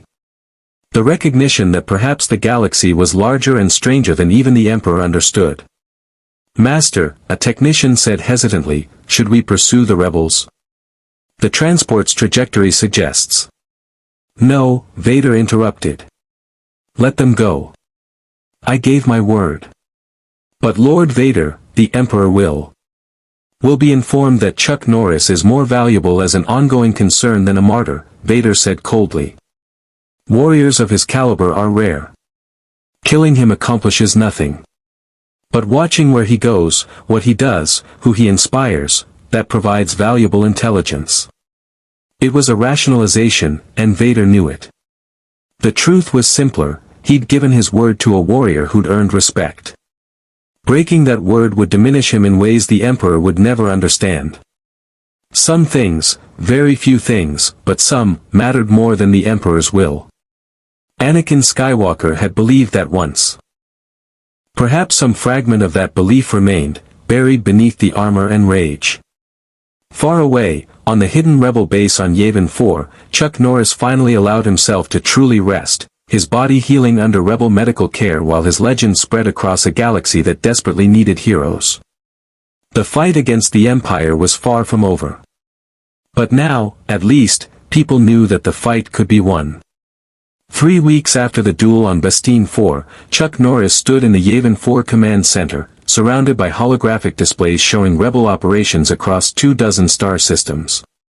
His ribs had healed, accelerated by Bacta treatments and his own remarkable constitution. The burns had faded to barely visible scars. The internal injuries had resolved. Physically, he was back to full capability. The galaxy, however, had changed in ways that went far beyond physical healing. Another recruitment surge, General Dodonna reported, highlighting sectors on the tactical display. 12 new cells in the past week alone. Volunteers citing your duel with Vader as inspiration. We're getting applications from former Imperial officers, disillusioned stormtroopers, even a few pilots from the Imperial Navy who claim they want to fight for something that matters. The whole recording has been viewed over 3 billion times across independent networks, Princess Leia added, her tone mixing satisfaction with caution. The Empire tried to suppress it, but that only made people more determined to share it. You've become a symbol, Mr. Norris. The man who stood against Vader and lived. The warrior who proved the Empire could be challenged. Chuck absorbed this information with the same calm he'd maintained throughout the ordeal. Fame had never been his goal. He'd walked into that garrison because it needed to be done, because running would have meant living in fear, and because sometimes one person had to stand up to show others it was possible. "What about Imperial response?" he asked. "Vader let me walk away, but I can't imagine the Emperor was pleased." Dodonna's expression darkened. "Imperial intelligence has been active.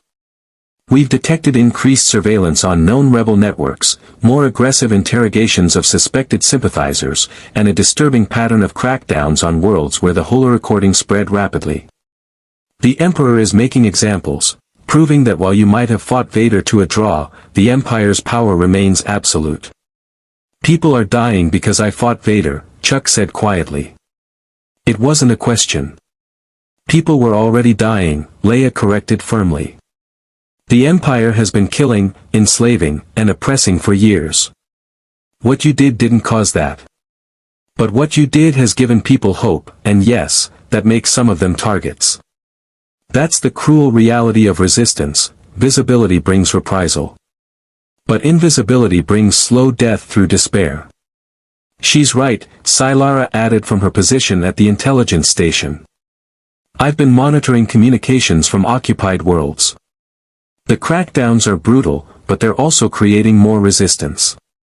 Every time the Empire executes someone for distributing your holorecording, 10 more people decide to join the fight. You didn't just prove Vader could be beaten. You proved that fighting back matters." Chuck nodded slowly. "Then we need to make sure those new recruits have support. Training, equipment, tactical coordination. Hope is valuable, but it won't stop blaster bolts." "What's our operational capacity?" "Expanding rapidly," Dodonna replied with the careful optimism of someone who'd seen too many false dawns to celebrate prematurely. "With the Mandalorian Alliance, thanks to your trial on Concordia, we have access to weapon suppliers and combat instructors who were previously unavailable. Clan Ren has sent 3 training cadres to assist with hand-to-hand combat instruction using your techniques. Combined with traditional rebel asymmetric warfare doctrine, we're fielding more capable operatives than ever before." "What about Force sensitives?" Chuck asked. "The Inquisitors were hunting them before I arrived. Has that situation changed?" "Actually, yes," Sylara said, pulling up a different display showing scattered data points across the galactic map. "We've had 17 confirmed Force sensitives contact the Alliance in the past 3 weeks. Most are untrained, hiding from the Empire, scared of being discovered. They saw you use the Force without Jedi training and realized they didn't have to hide or surrender. They could fight. Can we protect them?" Chuck asked. "Some," Leia admitted. "We've established safe houses on 3 systems, with security protocols designed to prevent Imperial detection. But we're not equipped to provide Jedi training. There are no Jedi left to teach. What we can offer is sanctuary and the opportunity to use their abilities in service of the rebellion rather than dying in fear." Chuck thought about that. He was no teacher of the Force, barely understood it himself beyond instinctive channeling. But if there were others like him, people with raw ability and no guidance, maybe he could help in other ways. Teach them to trust their instincts. Show them that the Force was a tool, not a master. Demonstrate that power without discipline led to corruption, but discipline without power led to impotence. "I want to meet them," Chuck said. "The Force sensitives. Not all at once, but individually. If I can help them understand what they're capable of, how to use their abilities without falling to darkness or hiding in fear." "That would be invaluable," Dodonna interrupted. "But it would also require you to travel extensively, visiting safe houses across multiple systems. That means exposure. The Empire knows what you look like now. Inquisitors would hunt you. Vader himself might come for you again." "Let them come," Chuck said with quiet confidence. "I didn't survive the last 3 weeks by hiding. I'm not starting now. A new voice cut through the conversation, transmitted over the comm system from a source that made everyone in the command center stiffen. A wise philosophy, Mr. Norris. But perhaps one that requires modification given recent developments. The holoprojector activated without anyone touching the controls, and a figure materialized, elderly, robed, with a face that radiated grandfatherly warmth and eyes that held something far darker. Emperor Palpatine himself, broadcasting directly into the rebel command center through methods that should have been impossible. Fascinating security you have here, the Emperor continued, his voice carrying that distinctive rasp that made threats sound like fatherly advice. I've been meaning to have a conversation with the infamous Chuck Norris. Your little performance on Bestine 4 was entertaining. Vader tells me you possess remarkable abilities for someone with no formal training. Chuck stepped forward, positioning himself between the hologram and Leia. If this is another recruitment offer, save your breath. I'm not interested in serving tyrants. Recruitment? Palpatine chuckled, a sound like dry leaves rustling. No, no. You've made your allegiance quite clear. I'm simply curious about you. An anomaly from beyond known space, wielding the Force instinctively, defeating my inquisitors and stalemating my enforcer. You represent a fascinating variable in a galaxy I thought I had thoroughly categorized. Then categorize this, Chuck replied. Your empire's days are numbered. The rebellion is growing. People are standing up. And every time you crack down, you create more enemies. Tyrants always fall eventually. It's just a matter of time. Perhaps, the Emperor conceded, his smile never wavering. But time is relative. My empire has stood for decades and will stand for centuries more. Your rebellion is a momentary inconvenience, painful, yes, but ultimately manageable. What concerns me is not your military threat. It's your symbolic value. You've given people hope, and hope makes them stupid. They attempt resistance when submission would preserve their lives. You mean hope makes them brave, Leia interjected. Makes them remember they're more than slaves to be ordered around. That's what terrifies you, not our military power, but our refusal to accept your authority. The Emperor's gaze shifted to Leia, and his expression hardened ever so slightly. Princess. So young, so idealistic. So much like your father was before reality taught him the value of pragmatism. I do hope you avoid his fate. Is that a threat? An observation, Palpatine replied mildly. The galaxy is a dangerous place for those who resist the natural order. Accidents happen. Tragedies befall even the most careful individuals. It would be unfortunate if the rebellion lost its most inspiring leaders to circumstance. Chuck felt the Force ripple with dark intent. The Emperor wasn't just making threats, he was probing, testing reactions, gathering intelligence on rebel leadership's emotional vulnerabilities. This entire conversation was reconnaissance masked as dialogue. You're wasting your time, Chuck said, deliberately drawing Palpatine's attention back to himself. Whatever you're hoping to learn here, you won't get it. We're not afraid of you. We're not backing down. And threatening Princess Leia just proves how desperate you are. The Emperor's smile widened. Desperate? No. Merely, thorough. I wanted to take your measure personally, Mr. Norris. To understand what makes you so certain of your righteousness. Most Force sensitives I've encountered were either seduced by power or paralyzed by fear. You display neither quality. That makes you interesting. And dangerous.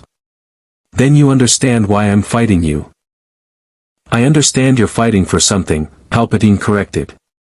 Freedom, justice, protection of the weak, all very noble motivations. But nobility doesn't win wars. Power wins wars. Ruthlessness wins wars. The willingness to do what must be done, regardless of cost. Can you match that, Chuck Norris? Can your rebellion? We'll find out, Chuck replied. The Emperor studied him for a long moment through the holographic projection. Then he inclined his head slightly, a gesture that might have been acknowledgement or dismissal. Indeed we will. Enjoy your moment of hope, rebels. Savor it. Because I assure you, it will be brief. This galaxy belongs to the Empire. That is the natural order. And the natural order always reasserts itself. The hologram flickered and died. The command center was silent for several seconds as everyone processed what had just happened. The Emperor himself had reached out, had acknowledged Chuck's existence, had essentially declared him a priority target. Well, Merrick said from his position near the tactical displays, that was terrifying. Anyone else need to change their pants, or just me? He was probing for weaknesses, Leia said, her voice tight with controlled anger. Testing our reactions, seeing how we respond to direct threats. And he was specifically targeting Chuck, isolating him as the primary threat. Which means, Dodonna added grimly, the Empire will escalate operations against you personally. Assassination attempts, ambushes, concentrated efforts to eliminate you before your symbolic value grows any larger. Good, Chuck said simply. Every resource the Empire dedicates to hunting me is a resource they're not using to hunt rebels. I'll be the lightning rod. Let them come after me. It'll buy time for everyone else to build the rebellion into something the Empire can't ignore. That's suicide, Commander Willard protested from the back of the room. You're volunteering to paint a target on yourself and walk around waiting to be shot. I'm volunteering to be useful in the way I'm most equipped to be useful, Chuck corrected. I'm one person. The rebellion is thousands. If my life protects theirs, that's a worthwhile trade. Leia stepped forward, her expression fierce. Absolutely not. I didn't support your duel with Vader just to watch you throw your life away on some martyrdom complex.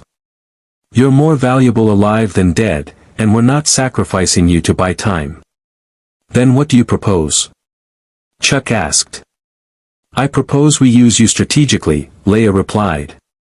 You travel to Force-sensitive safe houses as planned. You train recruits. You conduct operations where your unique abilities provide maximum advantage. But you do it with support, teams, backup, extraction protocols. You don't walk into danger alone anymore. The rebellion protects its own, especially those who've proven they're worth protecting. Chuck met her gaze and saw the steel beneath the diplomatic exterior. Princess Leia Organa wasn't making a suggestion. She was giving an order. And more than that, she was expressing something that transcended military hierarchy, genuine care for someone who'd become more than a strategic asset. All right, Chuck conceded.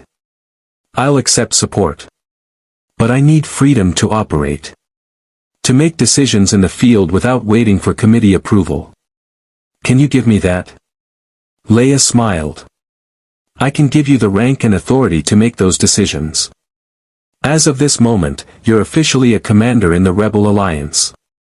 You report directly to General Dodonna and myself.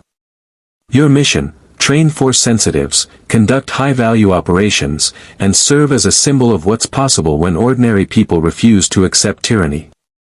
Can you accept that responsibility? Chuck thought about it for exactly 1 second. Yes. Good. Leia turned to the assembled officers. Spread the word through all rebel channels. Chuck Norris is now Commander Norris, and his operations have priority support. Any cell, any operative, any asset he needs, they provide it. No questions, no delays. Are we clear? The response was unanimous affirmation. Whatever doubts had existed about Chuck's place in the rebellion had evaporated after Bestine 4.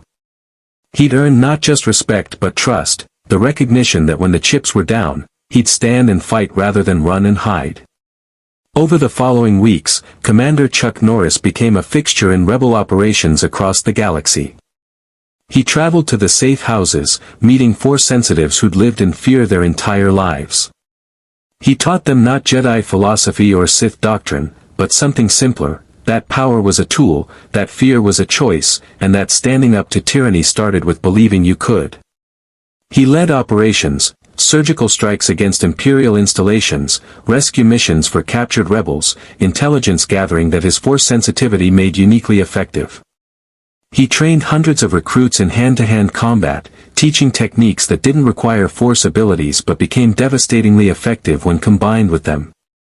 And everywhere he went, the Empire followed. Inquisitors hunted him. Bounty hunters tracked him.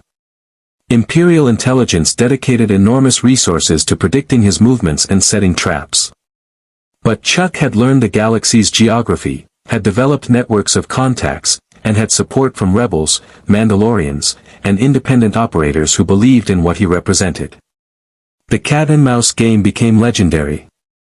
Stories spread of Imperial ambushes thwarted at the last second, of Inquisitors defeated in combat, of Chuck Norris appearing seemingly from nowhere to turn the tide of battles that should have been lost.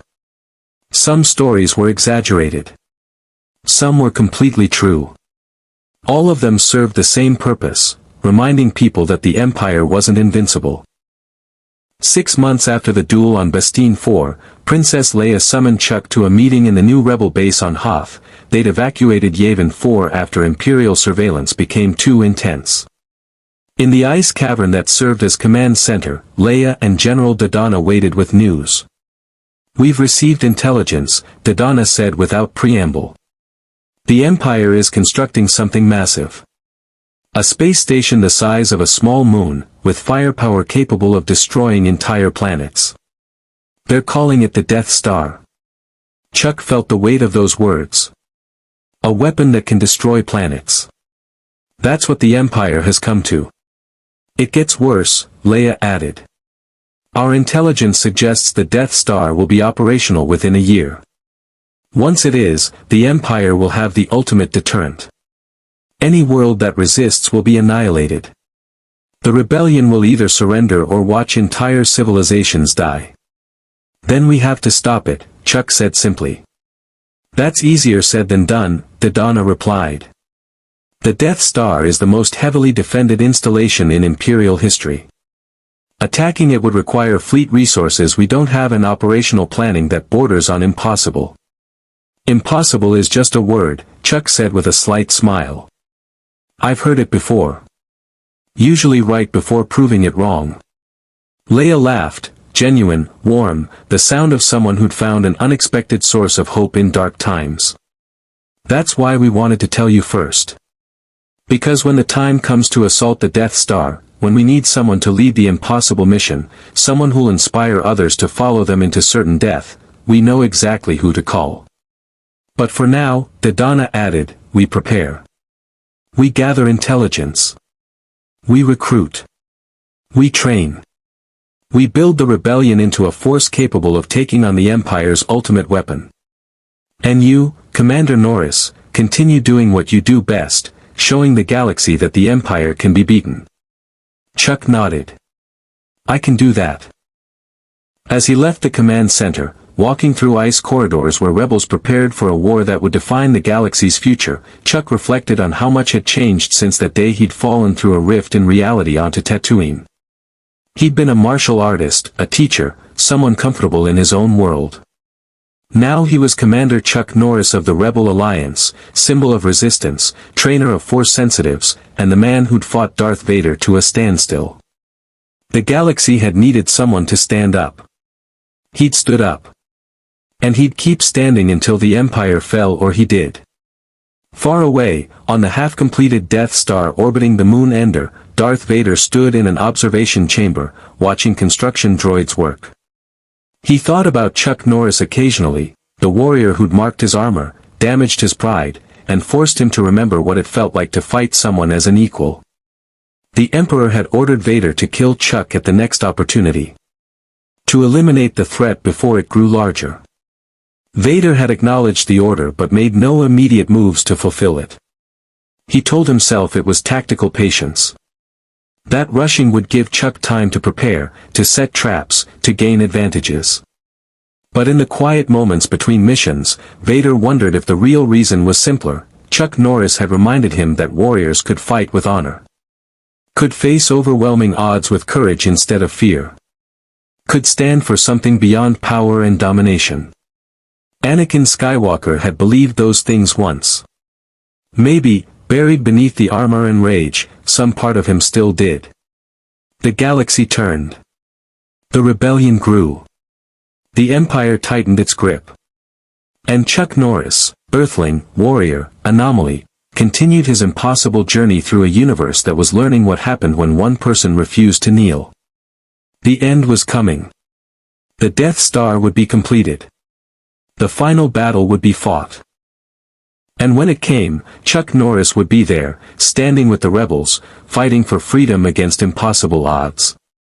Because that's what warriors did. They stood. They fought. They refused to surrender. And sometimes, just sometimes, they won. The legend of Chuck Norris in the Star Wars galaxy became one of the rebellion's most powerful assets, not because he was the strongest warrior or the most powerful Force-sensitive, but because he represented something the Empire could never suppress, the indomitable will of someone who refused to accept tyranny. In the years that followed, his influence rippled across star systems. Force-sensitives who would have died in hiding learned to trust their abilities and fight back. Rebels who would have surrendered in despair found courage in the knowledge that even Darth Vader could be challenged. The Mandalorian clans, recognizing a true warrior, provided support that shifted the balance of power in crucial sectors. The Empire hunted him relentlessly. Inquisitors fell. Bounty hunters failed. Imperial strategists dedicated enormous resources to predicting his movements, only to find he'd already moved on, already saved another cell, already turned another impossible situation into a victory against overwhelming odds. When the Death Star was finally completed and the rebellion launched its desperate assault, Commander Chuck Norris was there, leading a strike team that infiltrated the station, creating chaos that bought crucial seconds for the fighters attacking the thermal exhaust port. He fought through corridors filled with stormtroopers, faced down another Inquisitor in the station's reactor core, and escaped moments before the Death Star's destruction painted the void with the Empire's hubris. Some say he crossed paths with Darth Vader again during that final battle. Some say they fought one more time, and this time Chuck helped Vader remember that beneath the armor and rage was a man who'd once believed in justice. Whether those stories are true or embellished doesn't matter. What matters is that people believe them. And belief, in a galaxy fighting for its soul, was the most powerful weapon of all. Chuck Norris never became a Jedi. Never sought titles or positions of authority beyond what was necessary to protect others. He remained what he'd always been, a warrior who stood for the right thing because it was right, not because it was easy or safe or guaranteed to succeed. And when the Empire finally fell, when freedom returned to oppressed worlds and the Rebel Alliance transformed into the New Republic, Chuck Norris was remembered not as the man who destroyed the Empire, but as the man who proved it could be destroyed. The warrior who showed a galaxy that tyranny's greatest weakness was people who refused to be afraid. His story became legend. His techniques became doctrine. His example became inspiration. And somewhere, in a universe far from where he'd started, Chuck Norris had found what every warrior seeks, a cause worth fighting for, people worth protecting, and the knowledge that he'd made a difference. The Force, in its infinite wisdom, had reached across dimensions to find someone the galaxy needed. And Chuck Norris, against all odds, had answered that call. May the Force be with him. Always.